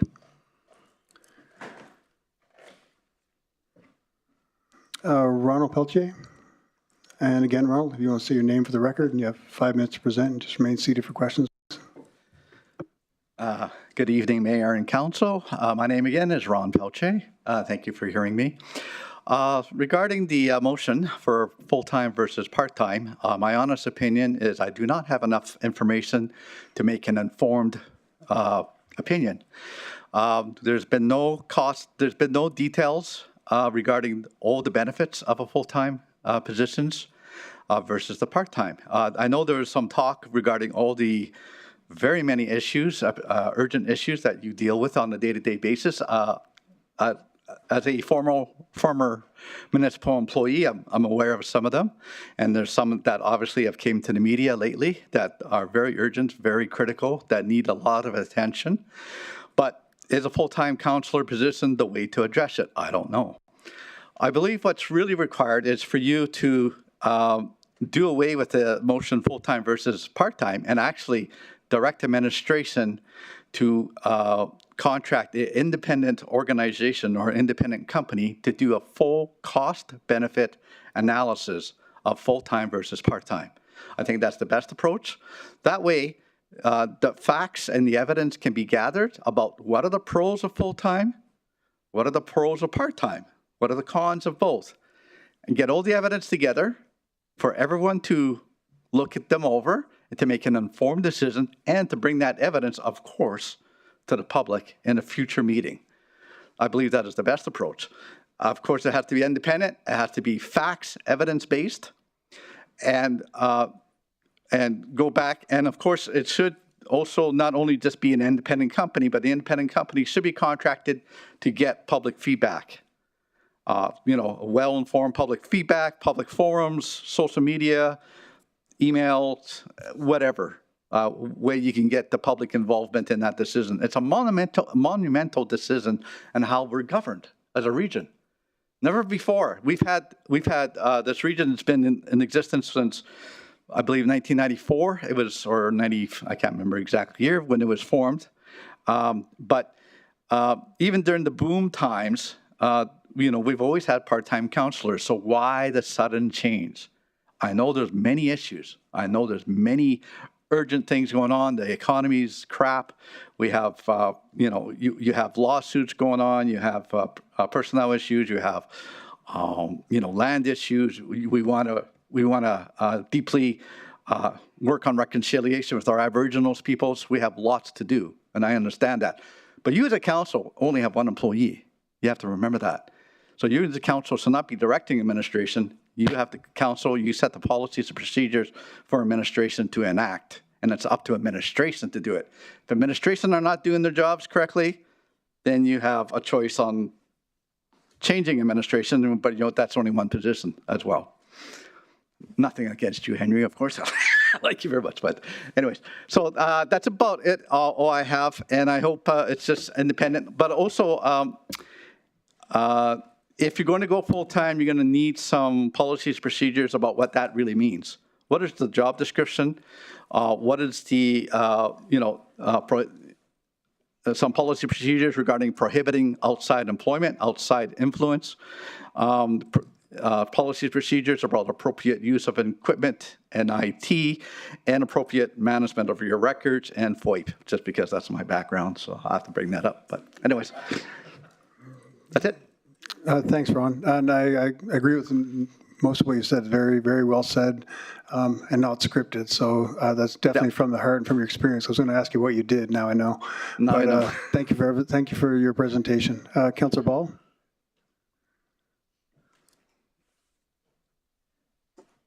Thank you, through the chair. Now I get to ask you my question, Ron. The mayor won't cut me off. So a lot of your conversation was about full-time versus part-time. Yep. And my assumption is that the terminology you're utilizing, full-time versus part-time, is relative to simply remuneration. Is that your thought process? I mean, that's part of it, but I think the job description and the duties have to be very carefully outlined, because I think the perception is in the public that full-time councillors will start directing administration, will start controlling administration, and will start meddling into administration. And actually, the Municipal Government Act prohibits that. I'm very well aware of that. So yeah, I know you guys are, but I'm just kind of reminding you. Don't need a reminder. but essentially, yeah, it's not so much the salary that I have an issue with. It's why is the need for it now? Is it evidence-based? Has the cost and the benefits been analyzed? And have all that information gathered and have the public input, and then make a well-informed decision. It could very well be that the full-time position is warranted. It could be, but I don't know. And I don't think anybody can say definitively. I think you answered my question. It Okay, is sorry. about the dollars and cents of it, because cost benefit means money. And the reason I ask is I guess my other question is, when is this job part-time? That's what I'd like to understand.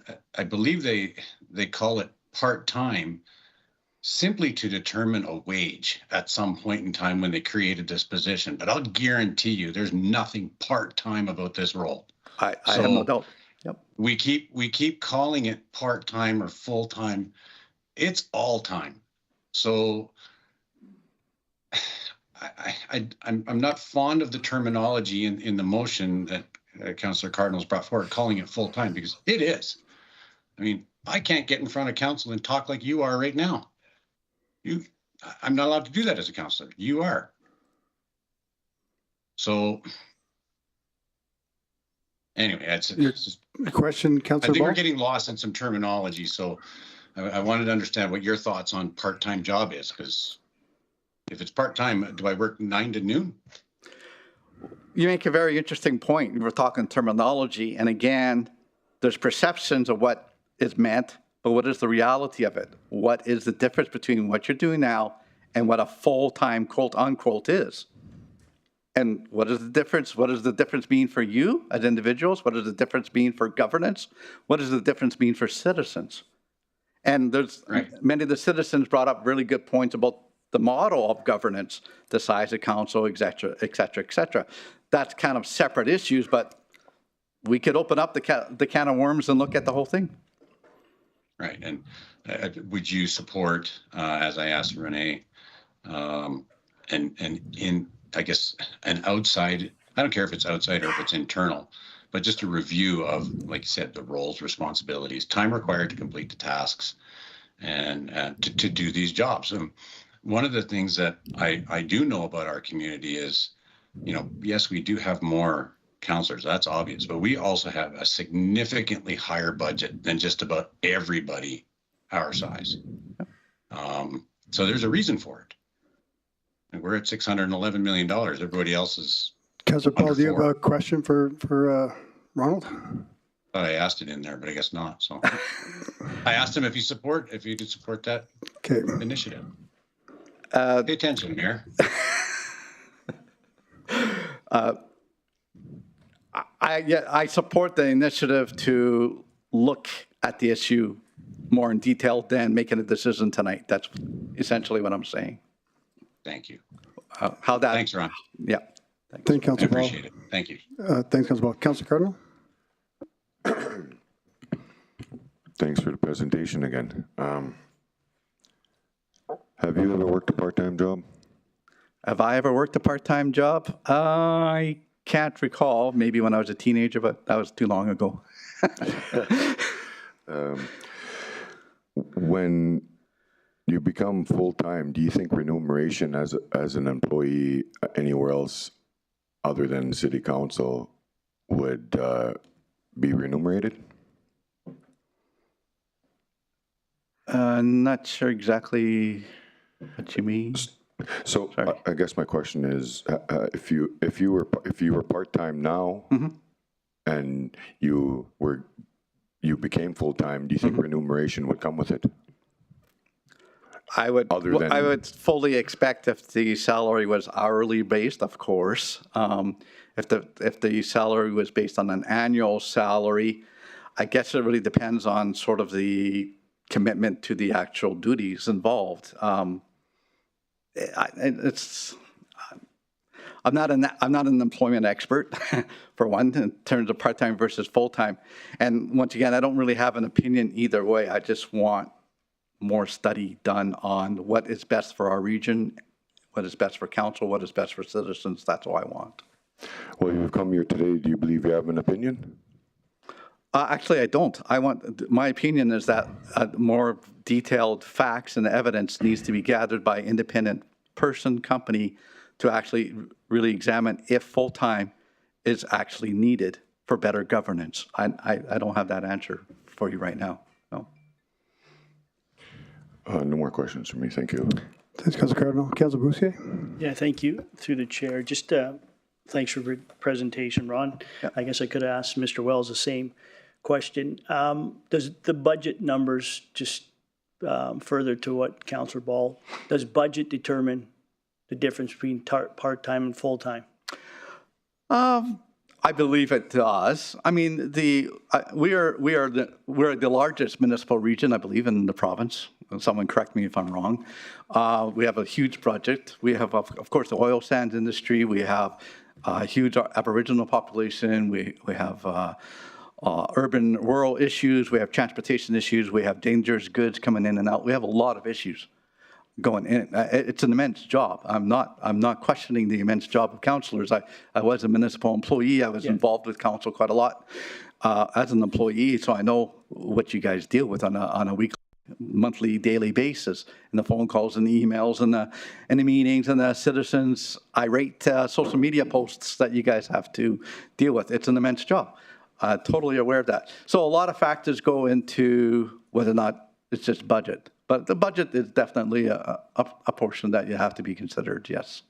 Okay, because I know Renee had mentioned about councillor count in different communities, and when you compare their budget to the budget of the RM, it's certainly significantly different.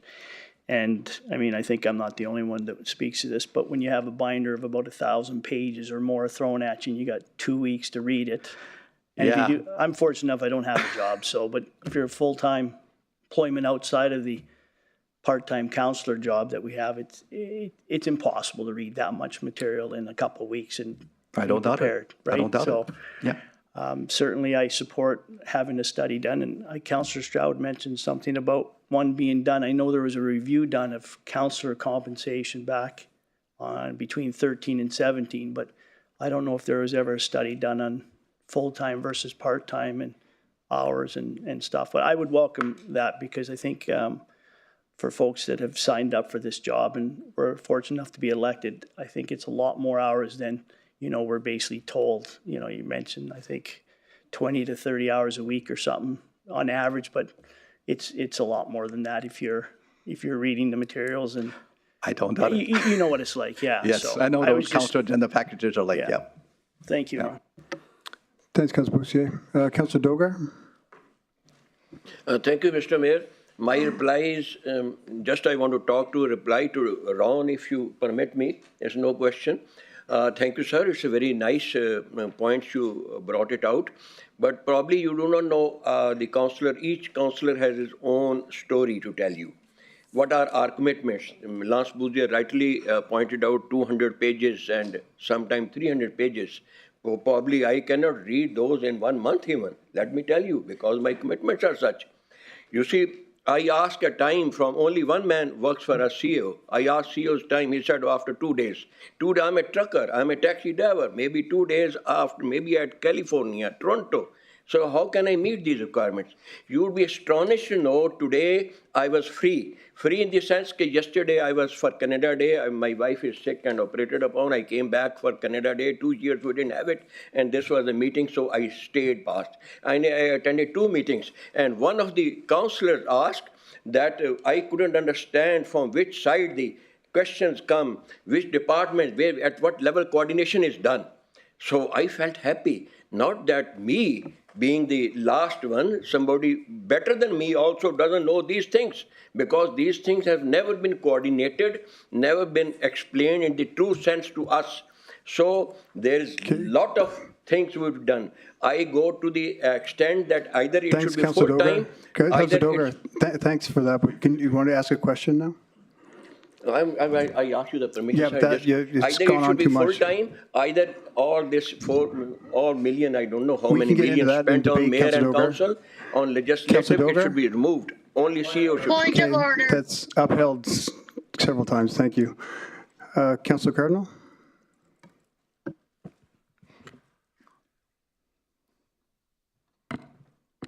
Thanks through the chair to Ron.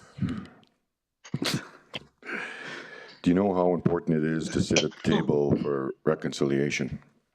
Sorry? Do you know how important it is to sit at the table for reconciliation?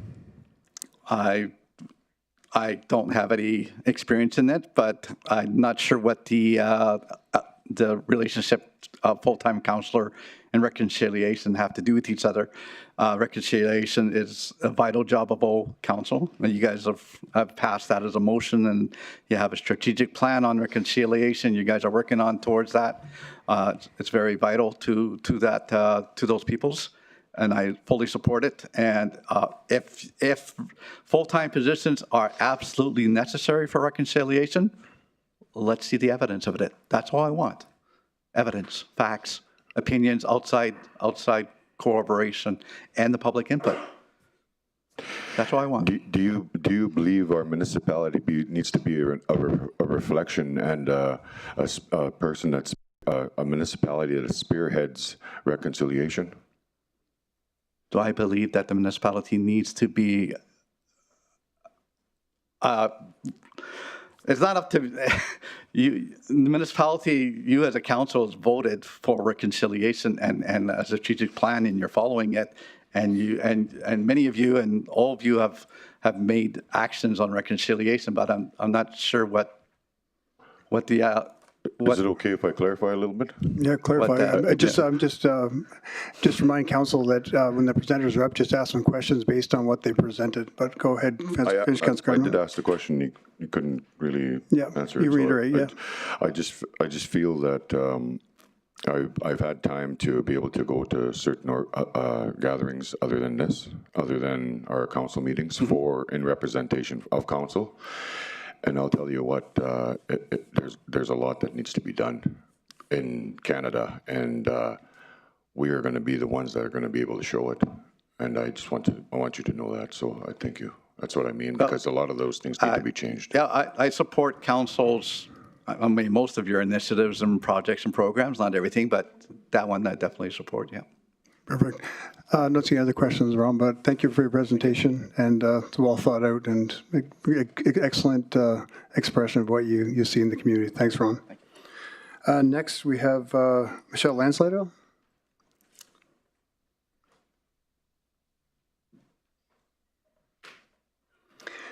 And again, Michelle, if you want to say your name for the record, and you have 5 minutes to present, and remain seated for questions after, please. Thank you, Mayor Bowman. Michelle Landseedel. Thank you, everyone, for having me again.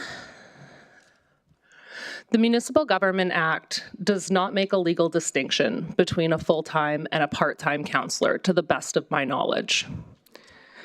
I have absolutely no doubt that there is a model in which the structure of these councillors at this horseshoe can improve the effectiveness in this community. I also have seen highly effective councillors successfully represent from this horseshoe in the capacity you hold today. To be very clear, I don't believe that the full-time role title will make every single councillor in front of me today more capable or effective in their role, or less capable or effective in their role. I would hope that this incredible opportunity you've been given with your seat is about looking to serve, not looking for a job. A move like this requires a model that is fully lined out and weighed, and the public deserves an open discussion that reflects roles, responsibilities, procedure, and the policies that enable it. These conversations are happening all across Canada. This isn't unique.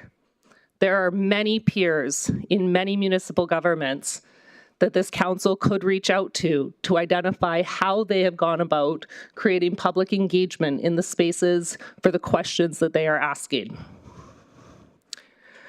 I ask openly and to everyone to really consider what it is that you cannot do today that you'll be able to do with a full-time title in the absence of any of the structural changes we're asking you to consider, remuneration or otherwise.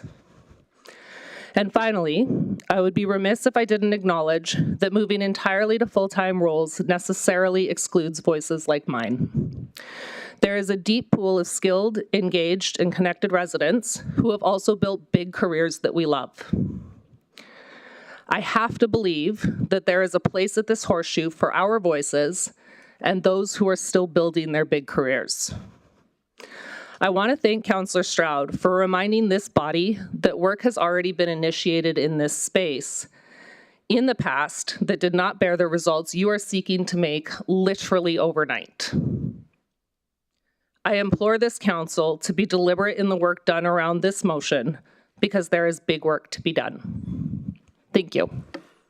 Thank you, Michelle. Appreciate it. Councillor Cardinal, a question? Thank you for the presentation, through the chair. Do you feel better when you get paid more from your job? Through the chair, please clarify the question in regards to my motion or to my statement. My question is, when you get paid more at your job, or if you get a raise, do you feel better about it? Through the chair, I didn't say anything about my pay or raises in my statement, and I'm curious what the importance of your question is in regards to what I said. Well, we're debating whether or not... No, sorry, we're not debating, Councillor Carver. We're just asking you questions based on her statement. So, Okay. but it's just based on what she said. She talked about remuneration once. So if you want to go back and check it out, she did.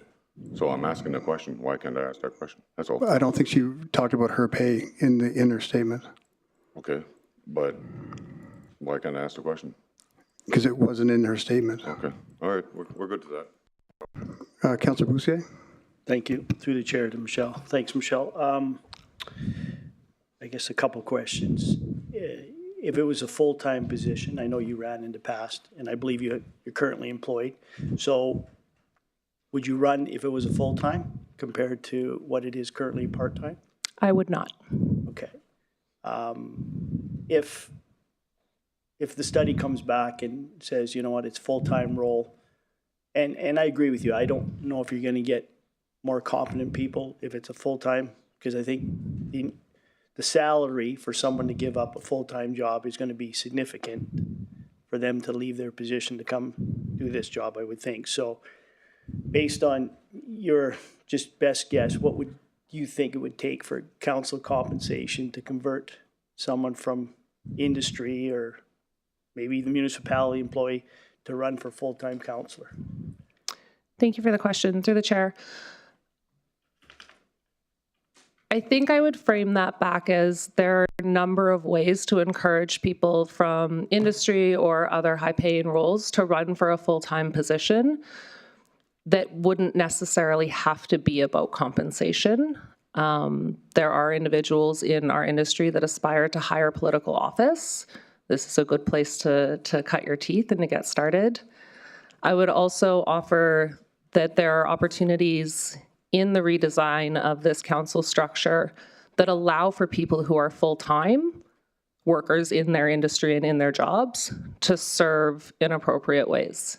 So for example, when I was looking to serve, there was no world in which I was walking away from a 20-year career. And I recognized that that would put constraints on my ability to serve as opposed to somebody who is retired or who is self-employed. And so looking for the opportunities to best serve my constituents certainly looked like office hours and dedicated phone lines and probably support to help answering emails. And all of those things would have been put in place as an element of a successful campaign. Okay, so you don't want to answer the dollar value, you think? The only reason I asked, Michelle, is I mean, anytime we talk about increases in councillor compensation, people go crazy, typically, right? Yeah. But I think if you look at, I'll use the municipality, I can't comment on Suncor or Syncrude, but I believe if you look from 04 to 14, those 10 years, salaries and budgets just in the RM increased like 400%. Yeah. And yet, if you talk about taking our $48,000, I think Lac-La-Biche is around, I think Councillor Ball has around 90,000.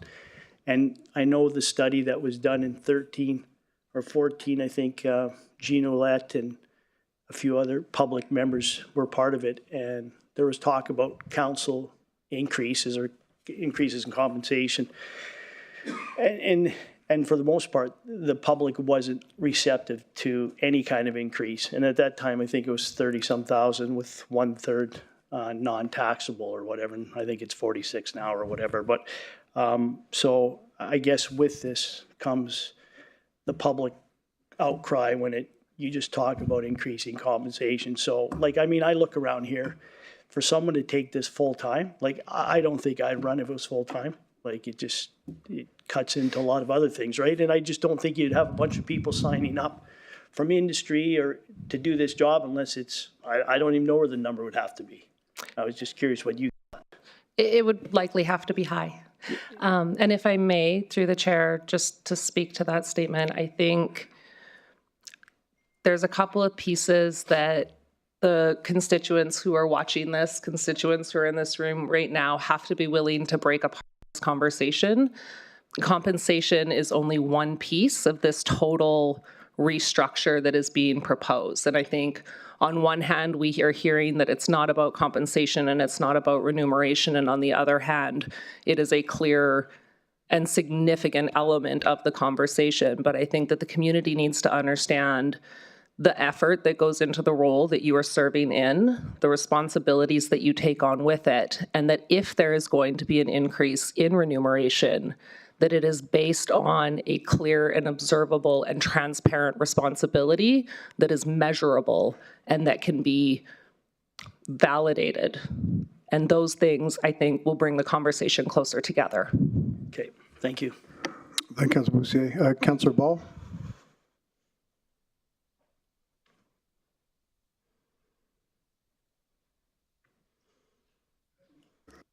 Mute, Councillor Ball. My bad, sorry. Thanks for the comments there, Michelle. I want to answer the question that you asked us. No one else has answered it yet. The answer is nothing. You asked us what can we do as a part-time counselor versus a full-time counselor today versus tomorrow. The answer is nothing. I can do everything the same. Nothing's changed. My question to you is, what's expected as a full-time counselor versus a part-time counselor? Totally fair question. I would say that has to be part of this conversation. So again, from my perspective, there is no legal distinction between the two roles. And so I would need to see a fully evaluated structure to understand whether or not the roles and responsibilities fit the compensation package, fit the validation of those roles and responsibilities, and what is expected would have to fit into that. I would say that there are counselors that sit around this horseshoe right now today that I am very proud of in the way that they represent in this community and who are actively meeting the expectations of the role in their current structure. Okay, fair enough. I like to use the terminology. I don't think George said it, but all the time. That's what we are. We're all time. So it is what it is. Thank you very much. Thanks, Councillor Ball. And thank you, Michelle. Thank you. Craig. And next we have Craig. And again, Craig, just your name for the record. And you know the rest, right?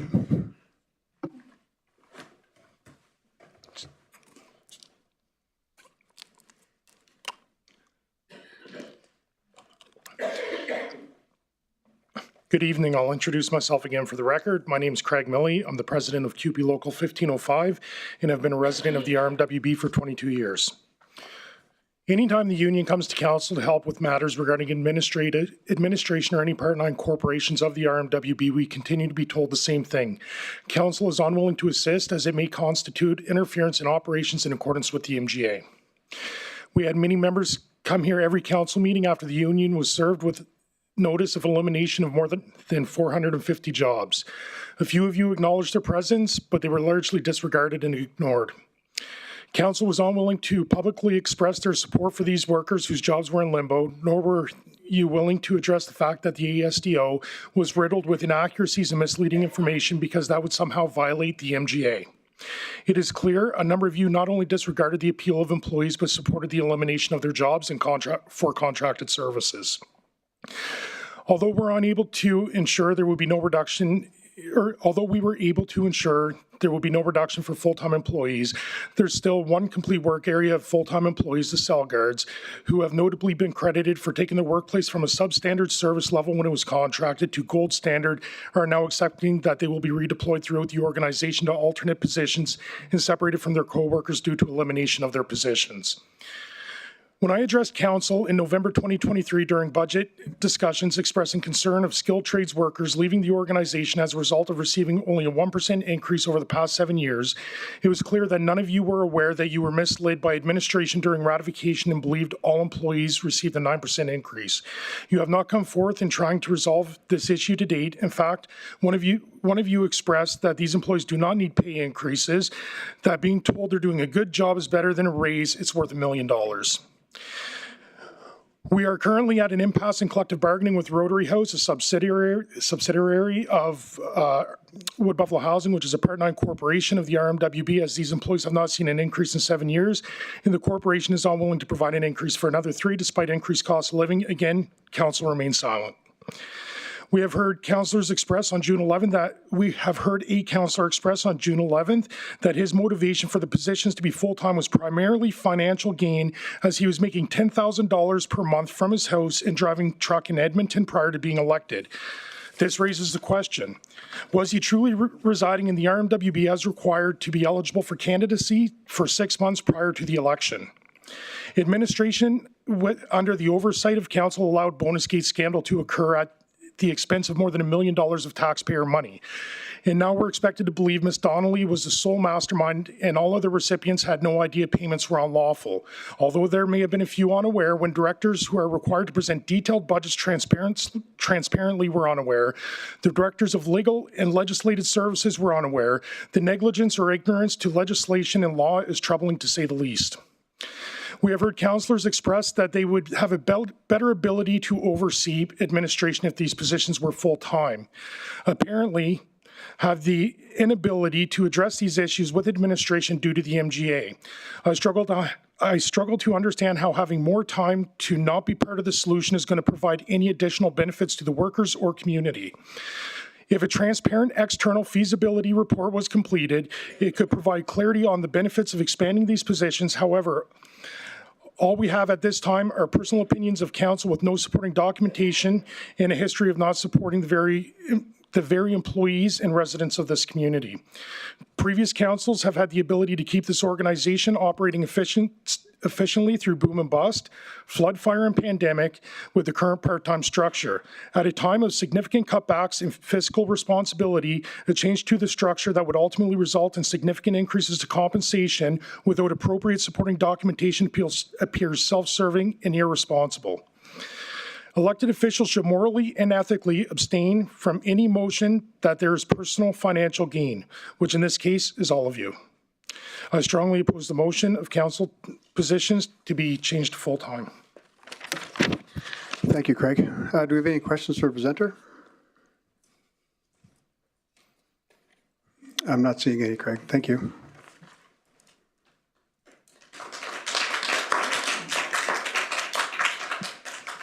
Clyde Phillips. And Clyde, just a reminder, you have 5 minutes to present. Just say your name for the record, and please remain on topic of the motion, please. My name is Clyde Phillips. You'll have to excuse me. I'm about as nervous as I was the last time. I spoke to Kendrick online, and I told him that I think he deserves to be full-time and paid full-time, as I agree Loretta Walklin should be as well, because I believe the Indigenous people in our region need more work and a stronger voice working for them. So that's why I support those. I do believe that you guys, when you got into this, as Councillor Grandison said, you had the MGA to read, you knew what you were getting into, you knew what your pay was, everything like that. Myself, I hold a political science degree from the mayor's former hometown. I can assure you with my entire being that I would volunteer for a position as a Ward 1 councillor. I'd be honored to do so. I'd love to speak to the people of the public. I wouldn't be looking for extra remuneration, and I wouldn't be whining about all the work I have to do. I'd be happy to have that position. So basically, that's what I want to say. I support Kendrick in his bid for extra time. I believe him when he says that he'll do extra work. And I think he deserves extra pay for doing it. And I'm not too sure about Loretta Walklin, but I feel the same about her as well. Thanks, Clyde. Do you have any questions from council? Oh, and one more thing before I'm finished. If I'm going to hire somebody full-time, they make a claim for their resume, I'd like to see the proof of that. Dogar claims to be a lawyer. I'd like to see his transcripts. Thank you, Clyde. Well, I'd like to see them. Okay, we're not here to debate, so thank you, Clyde. Where's Mike? No, no one has any question. We asked that. Thanks, Mike. Mike DeRoche. And again, Mike, you just want to say your name for the record. You have 5 minutes to present, and please stay on topic. I will try. I'm ill-prepared as much as I'd like to be for this second part. My name is Michael DeRocher. I'm a 27-and-a-half-year resident of Fort McMurray. I've been fairly involved in most things. Being involved in the political scene and understand the do's and the don'ts. The motion as it stands is very difficult for any one of us to support in its entirety because the way it's worded, it's not a full-time, part-time question because of the second part of the motion. The second part of that motion that was read brings in the financial side, but it doesn't bring in any of the planning, duties, responsibilities, et cetera, that I'd mentioned earlier. So how do you expect the public to give an informed decision on this? I mean, if the amendment was made that this was strictly a decision on full-time or part-time, I think you would have the public supporting you on making that decision. You have that right as a council to decide that.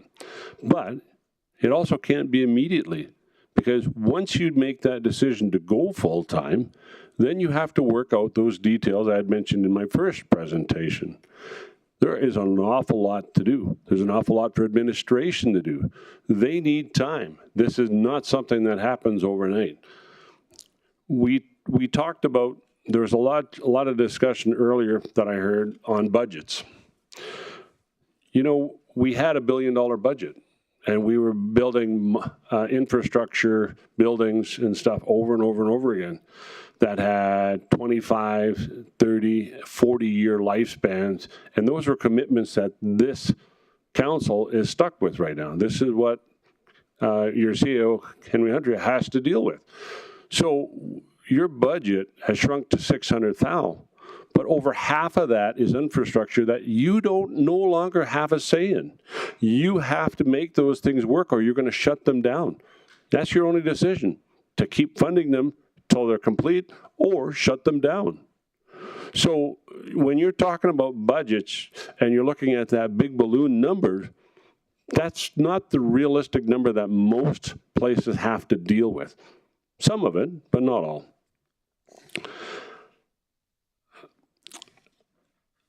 What would I like to see? I'd like to see the motion amended.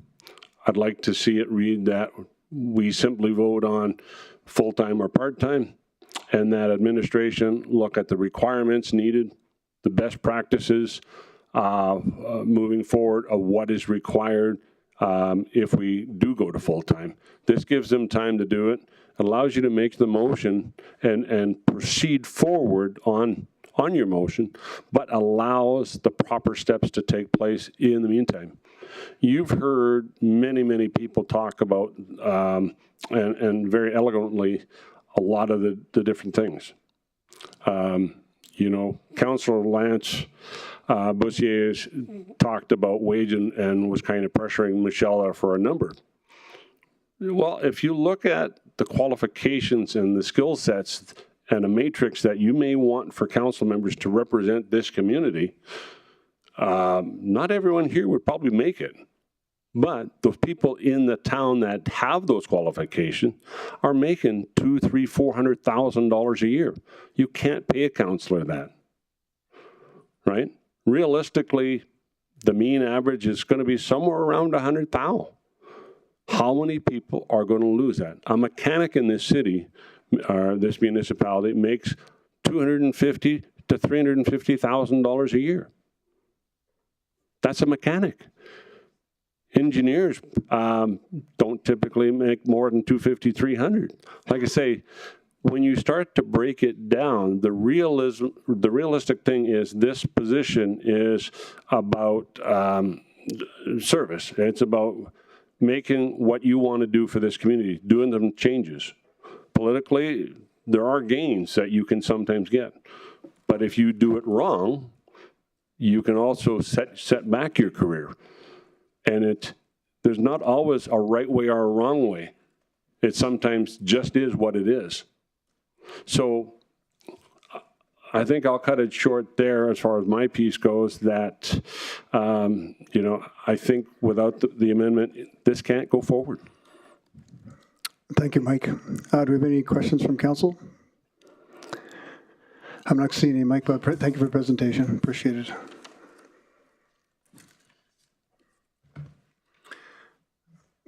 Now we're moving it. Do you have a question for Mike? No. Okay, we're moving in now into questions and debate points. Councillor McGrath.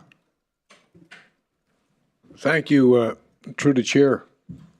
I'm going to answer a question that was just asked of us. Why now? Why now? We've never been in a situation in this municipality than now. We have unattached invoices that are out to the provincial government for the last 2 or 3 years that'll be dated.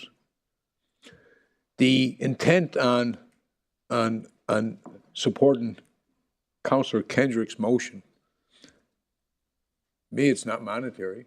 It's about physically more time on tools to support administration, to go back to the rural communities that I used to visit in my first couple of terms, and make it a point every quarter we'd sit down with ATC, with the Métis associations, and be in tune with the community.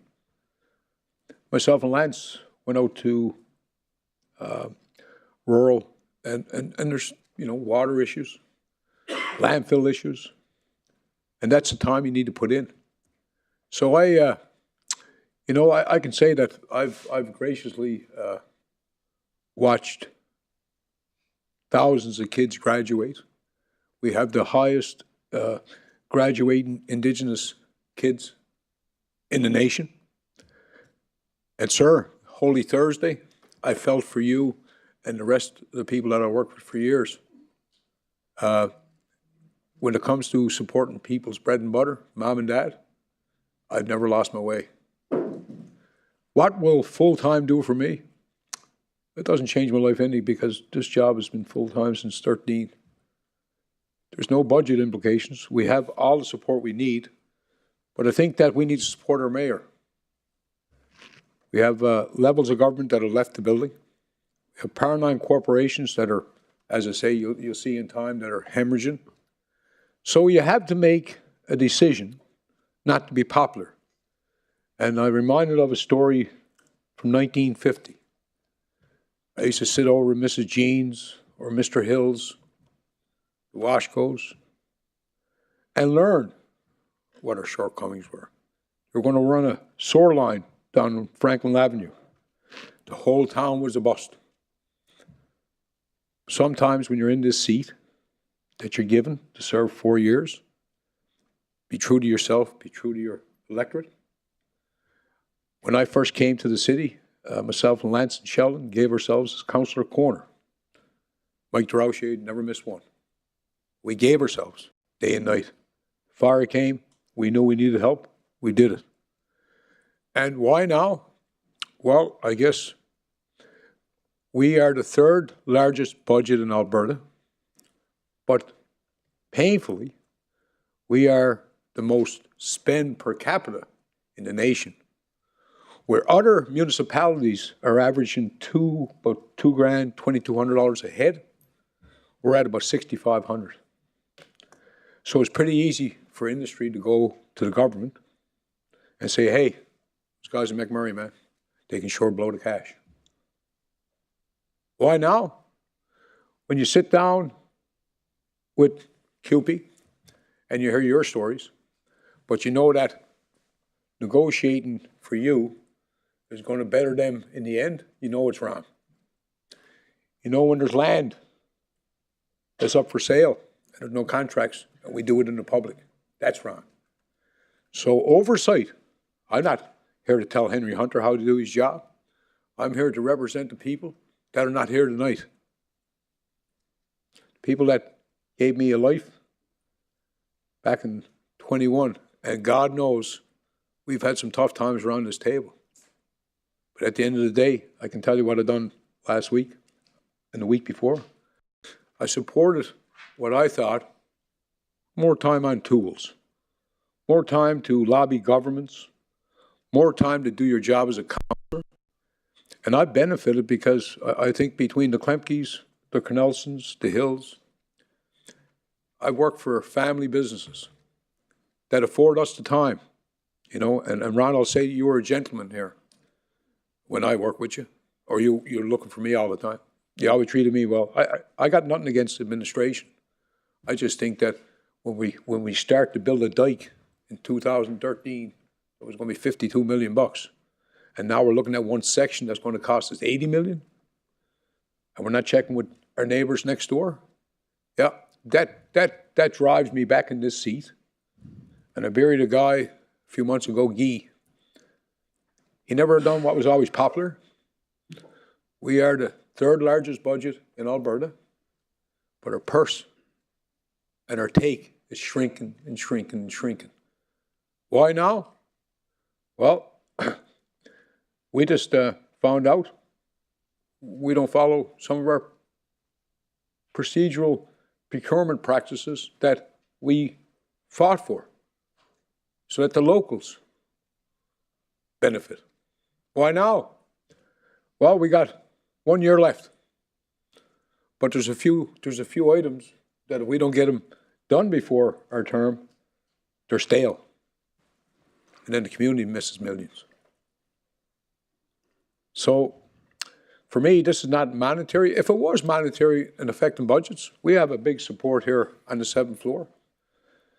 We have no plans on increasing staff, but maybe we could get back to the 4 pillars that we're supposed to serve as municipal government.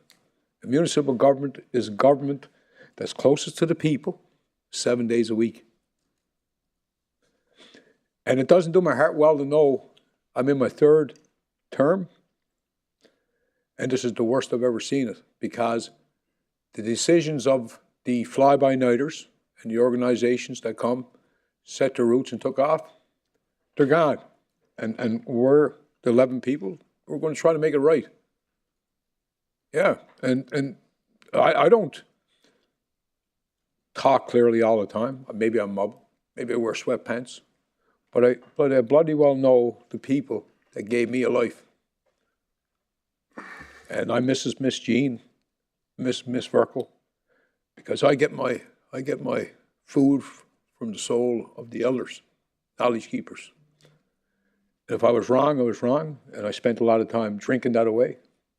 The last few years, it's been a struggle for drinking, just how much of a life that you can have without it, but how much you can give back.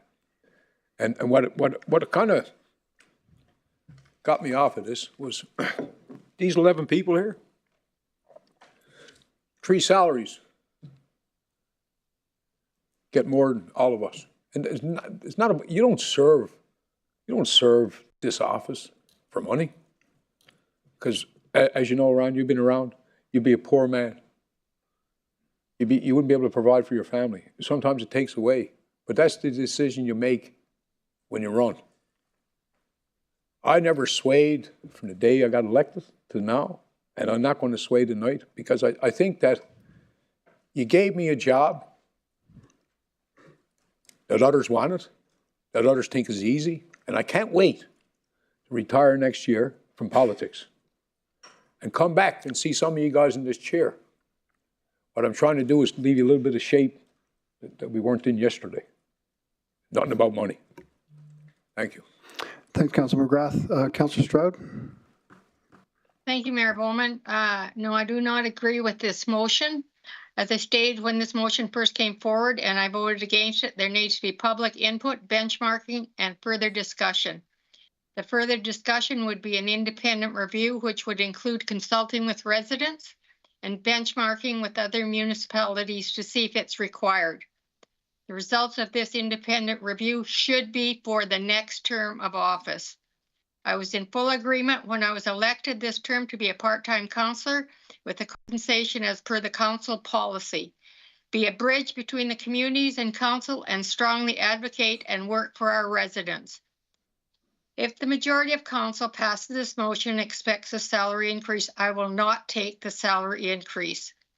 I've also reviewed the number of meetings, to be fair, not including the Part 9 corporations from 2017 to 2020 inclusive, was 261 meetings. From 2021 to date is 481. There has been a dramatic increase in meetings for council members this term, just to be fair. Thank you. Thank you, Councilor Stroud. Councilor Weigel? Thank you, Mr. Mayor. And through the chair, if you don't mind, I have a question for George Cuff. Yeah, go ahead. First off, I want to say one second, Councilor Weigel. There you go. Thank you. First off, I want to say thank you, Mr. Cuff, for being here and being part of this, taking time out of your schedule. I appreciate the training that we got at the beginning. And my question, a couple questions. My first is, what is the normal precedent? Obviously, you've worked with many municipalities, and some have gone from part-time to full-time. What is the normal course of action for that to take place? You know, I think you're beholden to your community that voted you to conclude your term of office the way you entered it. So I'm fully in support of the council that enters office as part-time positions and is paid on a part-time basis, which typically follows the decision to be part-time.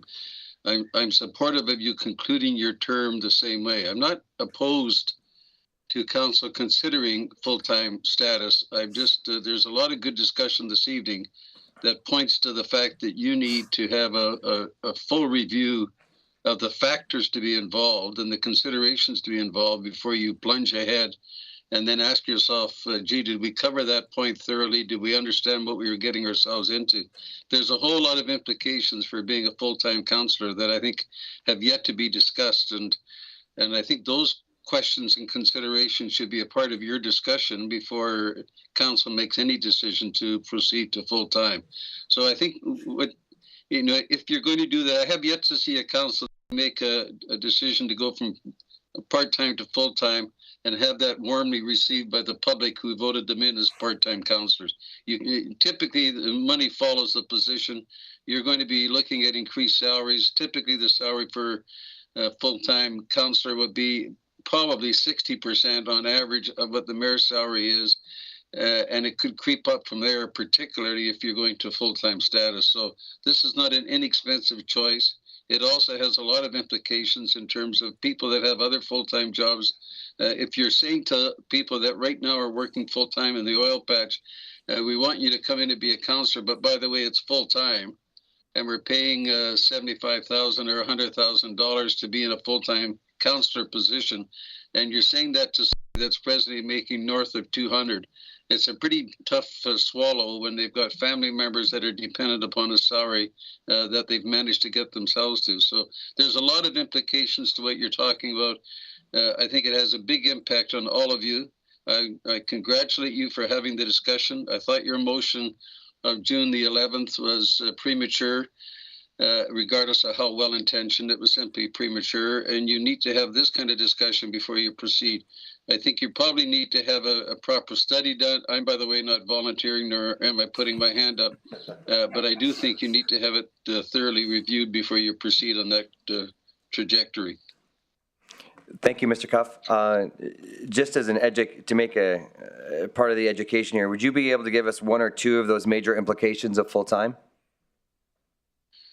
Well, one of the implications of a full-time role is that you're looking at people that right now are anywhere from 30 to 70 years of age, and probably anywhere from 30 to 50 who are in early to mid-career and are looking at progressing their careers. And then you're saying to them, you ought to take minimum of 4 years off career and become a full-time politician. I remember as a management consultant, I had opportunities to be an MLA or a member of parliament when I was then stepping down from the role of mayor in Spruce Grove.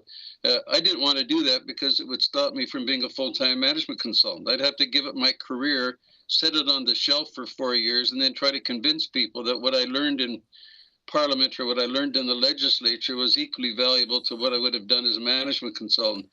You know, that's a challenge for anybody of a young to middle age. I think you're having to talk to people about what's the implications for them in terms of running full-time, and are they prepared to put up with those kinds of implications. And I think they're significant. You don't want to limit yourself to an older age population to serve in your council. And in actual fact, your community is by and large younger than most communities, if not all of them in the province.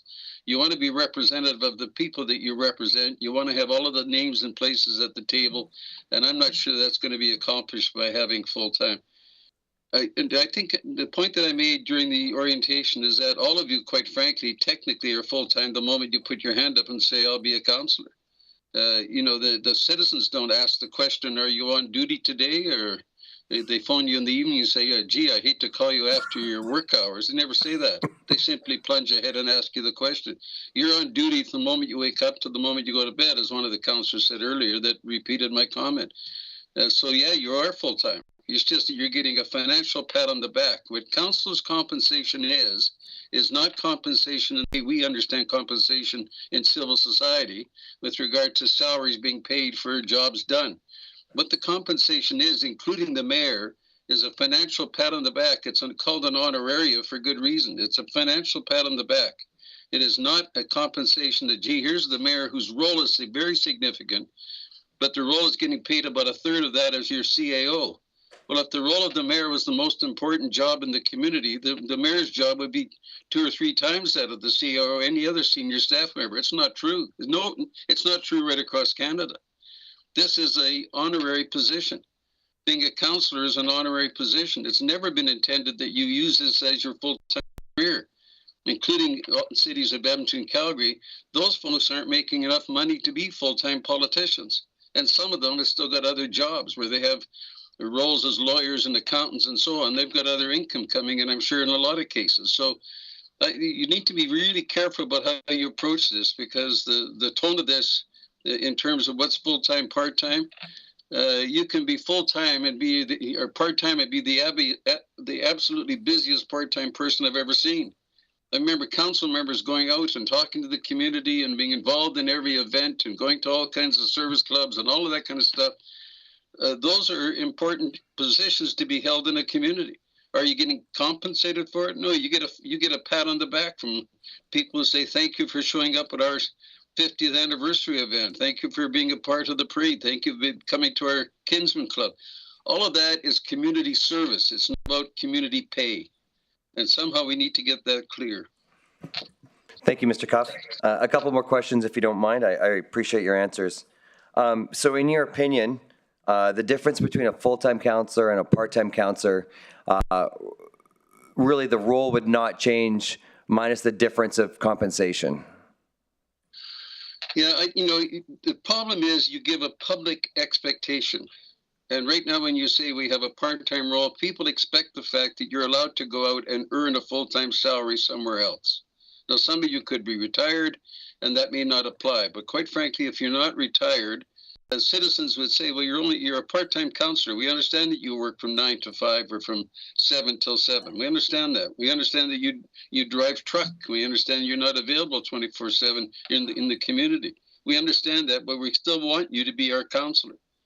So if you're going to go to being a full-time person, I think you need to understand that there's a significant implication to that in the minds of the person occupying the role. And that talks to me about compensation as opposed to about what are the duties. The duties, by and large, are going to stay the same. Your duty is to represent the public. Your duty is to be the eyes and ears of the public. Your duty is to come to council and make sure that you're voting clearly on the public issues. Your duty is to make sure you're doing direction through your CAO, your Chief Administrative Officer, to the rest of the administration. But if you're going to a full-time status, you're now talking about, do we have access to executive assistants in an office? Do we have full-time office space?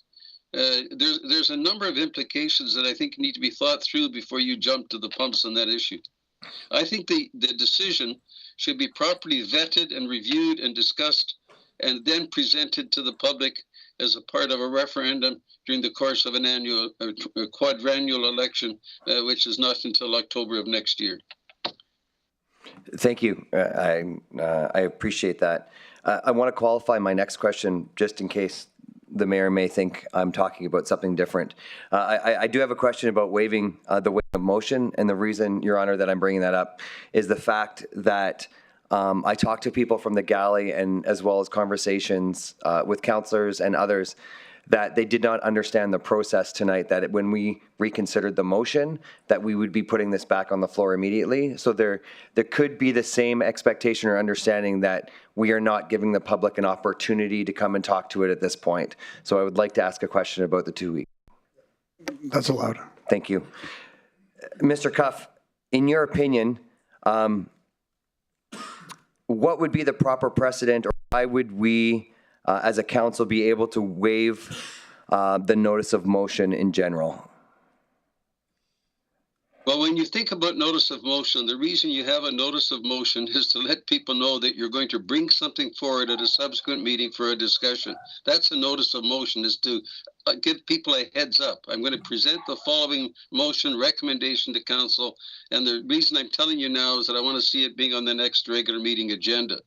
To put a notice of motion and then waive consideration of the 2 weeks notification period, to me, almost it undermines the fact you've got a notice of motion. Why have a notice of motion when in fact you're not giving anybody notice the fact that you're going to consider the motion? So you need to, if you're going to have notice of motion, give people the 2 weeks to think about it. Give your management the opportunity to do a proper review so that they can give you some background consideration. They're going to be loath to do that because they're going to say, well, that's a political issue.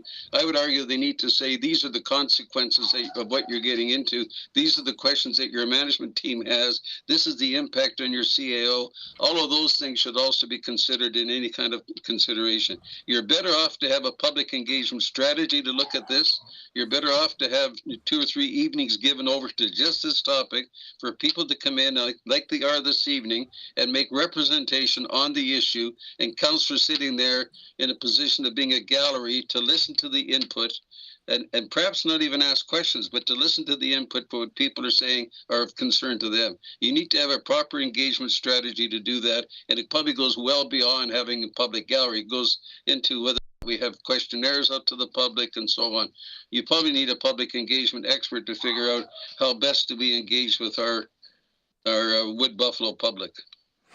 Thank you, Mr. Cuff. I appreciate your time. Thank you, Councillor Weigel. Councillor Cardinal?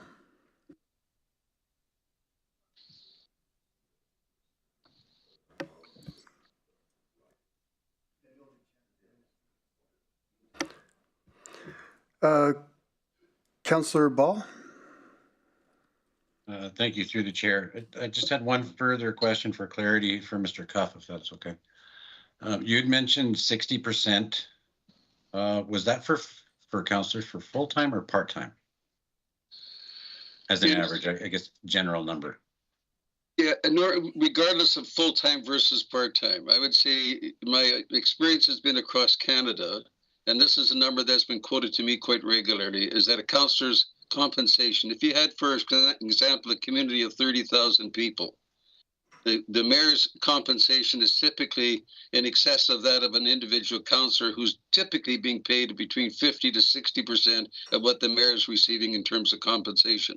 Your adjustment here is that you're paying a mayor, it is a somewhat different expectation in a community the size of Wood Buffalo. But if you're going to a full-time status, you're probably, at least as a councillor, making something in the range of 60% of what the mayor would make as a full-time councillor. So as a full-time, but not a part-time councillor, correct? Yeah, part-time councillor, I would say that the metrics are different. I would say that your compensation is probably judged by different factors. I would make sure that you're doing a review of other communities of a similar size or of similar dynamics across Alberta. My guess is if the mayor was making $100,000 a year as mayor, that it wouldn't surprise me that individual councillors are between $40,000 to $60,000 per annum as well. And I would consider that to be probably a reasonable compensation for somebody that's not expected to be on the job full time. Okay, fair enough. Just for clarity, I did look at a bunch of those communities, and they range from 40 to 60%. Wood Buffalo is 27.8. So.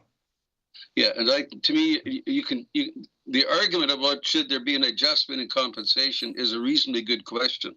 But that up until now hasn't even been surfaced. You're the first person that surfaced that as an argument.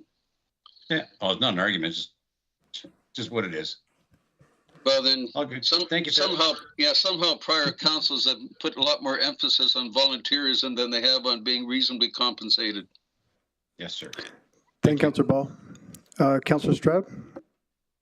Thank you, Mayor Bowman. I would also like to make a question in regards to what Councillor Weigel was talking about on the motions that go forward to the agenda. Yeah, to George Cuff, Councillor Stroud? Yes, thank you. Yes, go ahead, please. Okay, thank you, Mr. Cuff, for your information. Do you believe the procedure bylaw requires a resolution of council, which means all of council must agree for a motion to be put on the agenda and discussed in the same evening? I'm not trying to chicken out on this particular question, and I would prefer to see what your procedure bylaw actually says, Councillor Stroud. But honestly, it would shock me if your procedure bylaw didn't have a requirement that would say a notice of motion is for this particular intent, and in order for that to be true, we need to make sure people across the council, like some of your council was missing. I made note of that when I watched it in the first place. I thought, well, how do you go ahead with a notice of motion and then waive it when not all of your council is available to even have that discussion? To me, that's unfair. And regardless of what you were trying to accomplish or not, it's unfair with a big issue like that not to have all of council involved in the discussion or available even electronically. So I think you need to have all of council at the table. You need to hear all of the voices, not people simply sitting there and saying, me too, me too. You need people to declare themselves and say, this is my concern about this or not. And I think that takes certainly more than one meeting.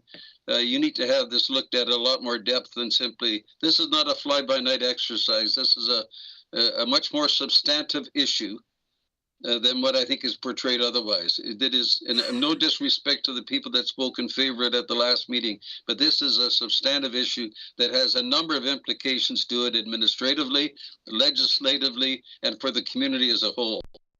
So you've got three major audiences there. You've got a council audience, you've got an administration audience, you've got a public audience.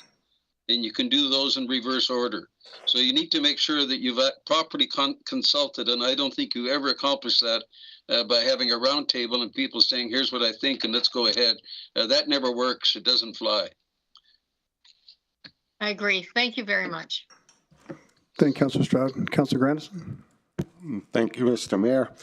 I appreciate everybody who came to the meeting tonight and Mr. Cuff's comments and all the comments that I've heard so far. You know, one of the things I've been quiet and listening tonight, some of you might be surprised by that.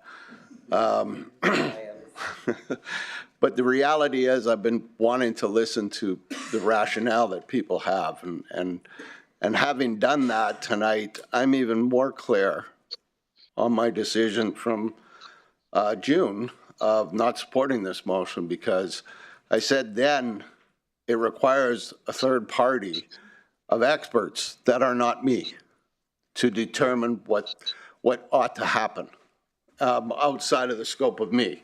I like to think I'm a smart guy, but I'm not smart enough to evaluate myself, and I know that, and nor should I be. I was put here by the public, and I think the public has to participate. So I, once again, will not be supporting this motion. I would support, I think Councillor Ball made a comment about an amendment. Like, I have no problem with a third party reviewing council compensation and job descriptions. None whatsoever. Never have. I'm just not the one to do it. So if the motion were to have it reviewed, which I think should happen every term, so that the councillors that are coming in have a clear idea what their expectations are and what the salary is. So I support that for the next council. I don't for this council. Thank you. Thanks, Councillor Grandison. Councillor Weigel. Thank you, Mr. Mayor. I guess I just wanted to state my position. As we heard tonight, council compensation is lower than most when it comes to remuneration. But again, we knew the job that we were getting into, and we knew the amount that we were getting put forward. As Councillor Stroud had stated, the last council is 261 meetings, where this council has been 481. And when you Google going from part-time to full-time council, you'll see over 100 municipalities across Canada looking at that exact same thing. The education that you need to understand what is going on today versus 50 years ago is entirely different. We're in the information age that there's a lot of facts coming at you, and the education I have to walk into the decisions that we make, I think sometimes takes more time than I originally expected to get in this role. As a councillor now for the first 3 years, I realized the responsibility of both relationship with administration and the understanding of what's going on and what's being prepared. Councillor Boussier talked earlier about a 1,000-page binder. It's 6,000 actually when we started, and we were given 10 days to understand it. Not looking for sympathy, but just the understanding of what was presented to us when we first started. I do think that this needs to be looked at, and it needs to be gone over. But we are also all paid and put in these positions by the residents. I think a third-party study of what it looks like. We haven't changed anything since 1995 in the amalgamation. Things have changed. Our economy has changed. Our population has changed. I represent Jarrett Draper, and it's entirely changed. And so what we were voting on back then is just different than now, and what we're looking at is different. I do 100% agree with a lot of the residents, and what I've heard tonight is that there needs to be a review of what this position looks like, the remuneration, how many councillors there are, and the job that it goes into. But I can't support the motion as it is tonight. A, because I don't think that we've looked into it enough, and B, I still don't feel, as I spoke to before, we've given the public enough time to speak. Like I said, not everybody understood that this was coming back and being sitting here tonight, and we haven't given the full public ready to vote. I am in support of, like I said, a third-party study, but I can't support it the way it stands. Thank you. Thanks, Councillor Weigel. Councillor Banjoko. Thank you, Mr. Mayor. And thank you, everyone. Thank you, Councillor Cardinal, and everyone who has spoken. And I think I am a councillor 24/7. But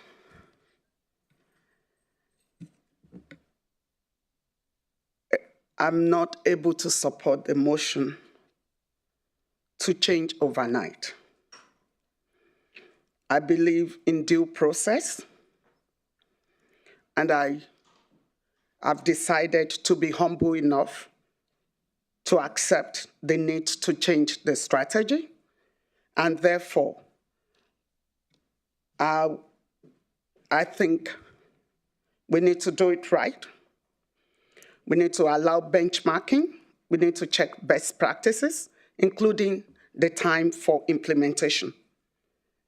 And we need to respect the need for the public. And also we need to maintain the integrity that is expected of us, which is to allow third party to look at this and review. And we need to be humble and honorable enough to accept whatever the outcome of the analysis is, whether it be lower or higher. That is my position. Thank you. Thank you, Councillor Banjoko. And I'd also like to thank everybody here today that came out to stay here for both motions and speak to it and to speak very educated in the community. And I think it was Mike that brought up to look at the demographic of our community, and that's the kind of people you want sitting around the table. So I really appreciate everything everyone's done here, came in here today. And I've spoken to many of you personally, had meetings with you personally over the last 3 years, some in the last 24 hours. So I appreciate everything you do in the community. I appreciate you coming forward tonight. I know it's very nerve-wracking to come up your first time, and I don't think it changes that much after people like Renee or Mike have been here 40 times speaking. So I don't think that changes that much. For myself personally, I won't be supporting this motion. I do acknowledge that there's a lot of work. I speak to Councillor Ball I paid three out of 7 nights at 2 o'clock in the morning until I actually fall asleep and wake up my phone on a pillow talking to Councillor Ball, which I'm maybe not proud of. But as Councillor Boussier mentioned, Councillor Weigel mentioned, the budget alone can be up to 6,000 pages. A bi-weekly meeting, there's 700, 800 pages, 900 pages sometimes. The number of meetings, it goes up to almost 500 meetings we're attending. So there is a lot of work. But I think at this point, what happened until June 11th, I think we lost a lot of the trust of the community. I think we lost a lot of respect to the community of how things went and not giving the community a chance to come forward like they did today. So I think we need to get back to work and make some positive changes. As Councillor McGrath said, there's a lot of work to do. There's no lack of it. We have a lot of things we need to take care of. Craig mentioned very eloquently as well as the things that go on with the union that go on constantly that we need to be aware of. We need to take responsibility for. So with that, I won't be supporting the motion. And I would support in the future, a study to be done for possibly the next council. So thank you. Councillor Ball?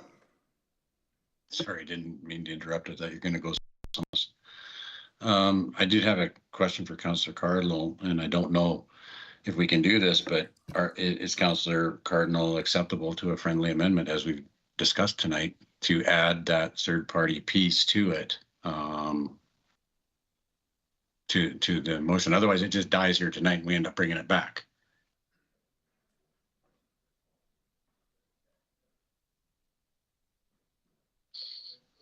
Sorry, Kendrick. Go ahead, Councillor Cardinal. Thanks, Councillor Ball. I'm okay with making an amendment, but I mean, if this motion is not passed tonight, I'll make another motion in the next council. You know what I mean? As to how it's going to be moved forward, because I will not wait for I will not wait anymore. I'm going to keep on pushing. So. Yeah, and you can do that. Okay. Yeah. Well, we're here now, so. Well, that's the thing, though. But then the amendment. If you want to bring it forward, that's fine. No. It's not. I'm not saying that I won't want to bring it forward. But then, if it's amended, doesn't the public gotta talk about the amendment? Yeah, that's fair. Right. Okay. Right. So that's what I'm saying. Right. I like as much as there's a method to my madness. I am a good person. Don't say you're mad. Yeah. No, that's no problem. But can I say a few words? Yeah, do you want to do closing, Kendrick? You can do a closing remarks. I'll let Councillor McGrath speak, and then we'll go to you right after for closing remarks, Councillor Cardinal. Councillor McGrath? Yeah, thanks through the chair. I just want to thank Mr. Cuff. I think I met him in 2004, 2005, and he served Alberta and other municipalities. I just want to close on this note. Assumptions got us about half the way we are today. The assumptions that are made here this evening by fellow councillors about pay and ward, we, as some of you guys know, we looked at the ward system. I actually put the motion through, if you remember, and we got land blasted. That's been done. The pay packet was never a part of this. What was a part of this, that mayor there, he's left with a lot of work. The CAO there, he's left with a lot of work. That takes time. That takes time for all 11 of us to get back to our communities. And whatever is not popular, 9 chances out of 10, it's the right thing to do. I'll support this guy in his motion because it was never, I never heard so much talk about money when it wasn't even there. But I get the pre-election umps. I get all that because I can proudly say I've had 30 years of service. And I never had to put anybody's throat down in the sand to get where I'm at today. I give you the shirt off my back, but you know what? Just leave my family alone. And I think that everybody should be treated properly. And Mom and Dad should know they got a job next week. If that takes a little bit of time around City Hall, then so be it. Anyways, I just want to make one last statement. I don't know where the money came from. I don't know where the extra staff came from. We have lots of tools at our disposal, but you can't run an organization with a purse string this big, meeting twice a month and getting about an hour to prepare for it. You bet. This job, when we took it, 30, 40 hours.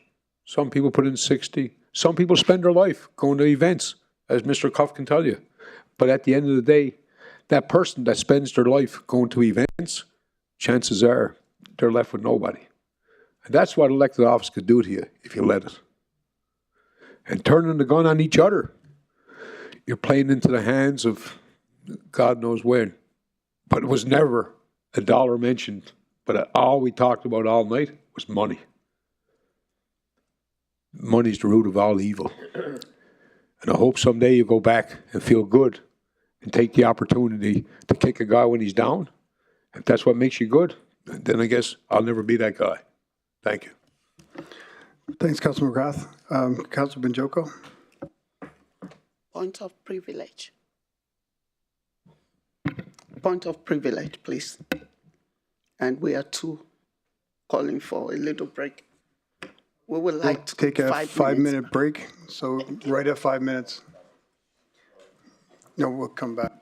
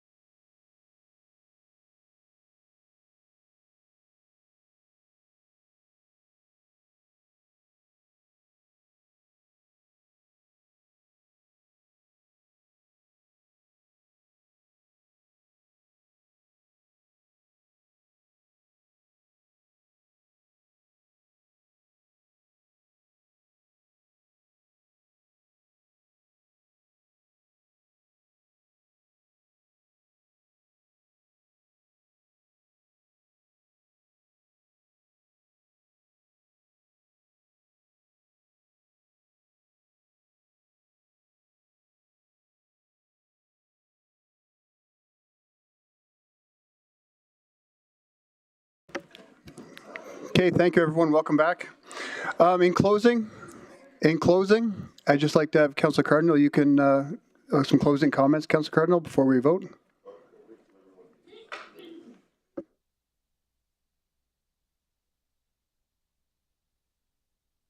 If you have closing comments, Councillor Cardinal, then we'll vote. Okay.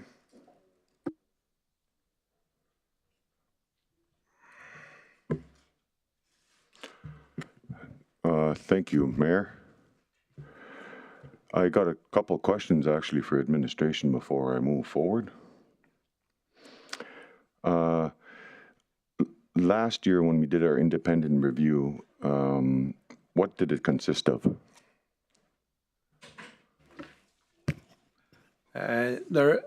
Before I arrived, there was a compensation review put in process, and that was a council and mayor compensation. That was looking at other municipalities within Alberta to sort of gauge what the appropriate compensation should be. It didn't involve full time or part time, but the comment that came back was basically that full time or part time was irrelevant. It was the job of councillor is not a normal 9-to-5 job. That was basically it. But that compensation review hasn't been completed.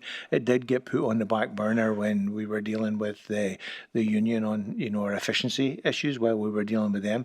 It's restarted now, and I think it's pretty close to coming back. But that only that was only on compensation. So back in 2017, the Councillor Stroud was saying that there was a independent review done as well. What did that consist of? That compensation review that was done in 2017 was finalised in an updated council policy. It's the, give me a second, I'll give it to you here. It was the elected officials compensation, travel and expenses policy. And that was October 2018 was the date that was brought active. Which was so that normally what happens with the compensation review is the compensation review is done with the sitting council. The sitting council then vote on any increase for the next incoming council. So that's when this was put into place. So this was put in place October 9th, 2018 for the new incoming council. And was that implicated? I mean, implied? It's implemented, yes. It's in process implemented, now. Sorry. Huh? Sorry, I missed that. That's in place now. Okay. Yeah. Thank you for that. I guess in closing, I wanted to say, strongly ask that council support the motion to move forward today. What it would bring for us to be full-time councillors as of today would be enhanced commitment and availability, dedication. Full-time councillors can be fully dedicate their time to the role without distractions or secondary employment. This allows them to focus entirely on the needs of the municipality. Accessibility. They are more accessible to constituents, offering greater availability for meetings, community events, and addressing public concerns. This can enhance the quality of representation and responsiveness. Number 2, increased accountability, performance monitoring. With full-time employment, there can be clearer expectations and more rigorous performance monitoring. Full-time roles allow the detailed evaluations and accountability measures, leading to more responsible governance. Conflict of interest reduction. Councillors working full-time are less likely to have conflicts of interest that might arise from other employment or business engagements. Number 3, improved governance and decision-making. In-depth understanding. Full-time councillors have more time to research, understand, and deliberate on complex issues. This leads to more informed and thoughtful decision-making, constituency, and continuity.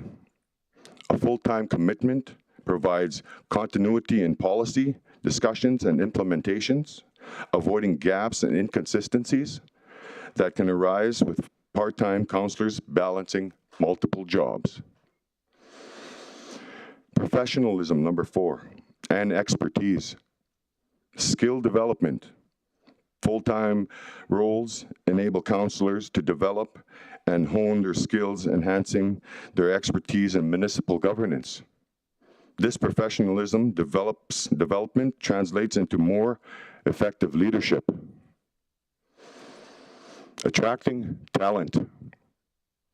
Offering full-time positions can attract a broader and potentially more qualified pool of candidates, including those who may not be able to afford part-time public service due to financial constraints. Number 5, better service to the community. Enhanced services. With more time dedicated to the roles, engage with diverse community groups, and provide better oversight on municipal services and projects. Proactive engagement. Full-time councillors can be more proactive in community engagement, outreach, and in addressing emerging issues before they become significant problems, i.e. flood mitigation, other issues in the community. Number 6, economic justification, cost efficiency. Although full-time positions may seem more costly up front, the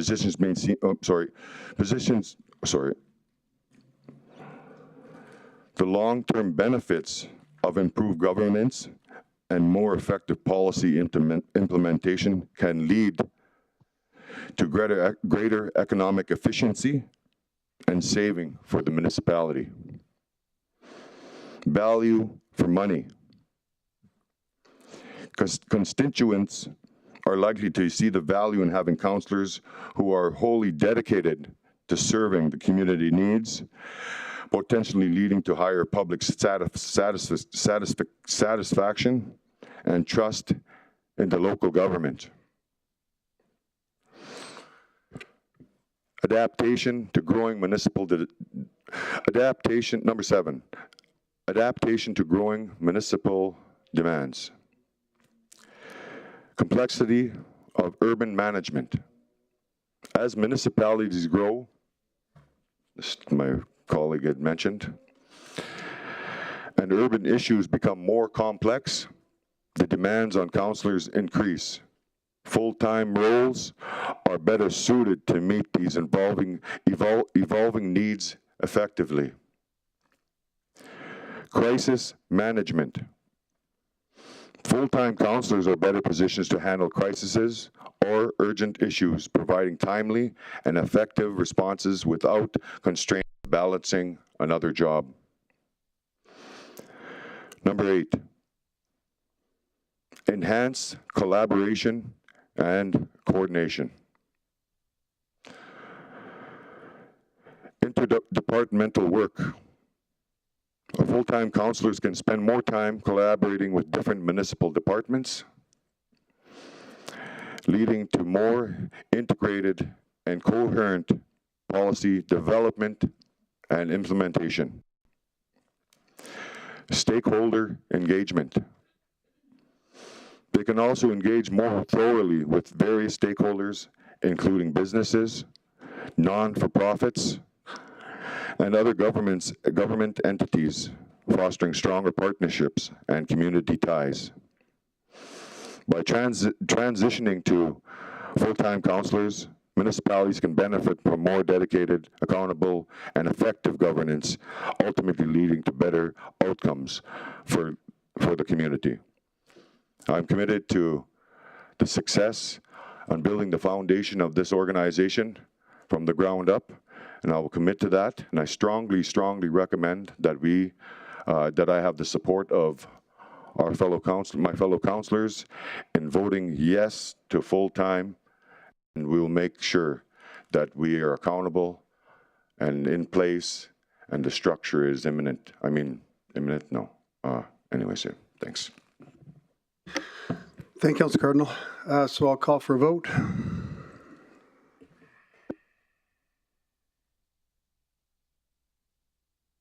Mayor Bowman, I vote no. Thank you, Councilor Stroud.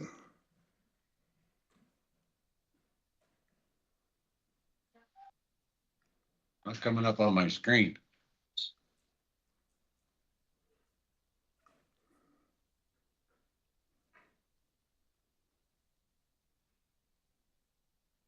I'll vote no.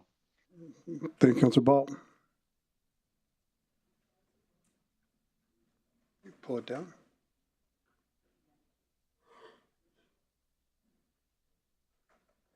Right.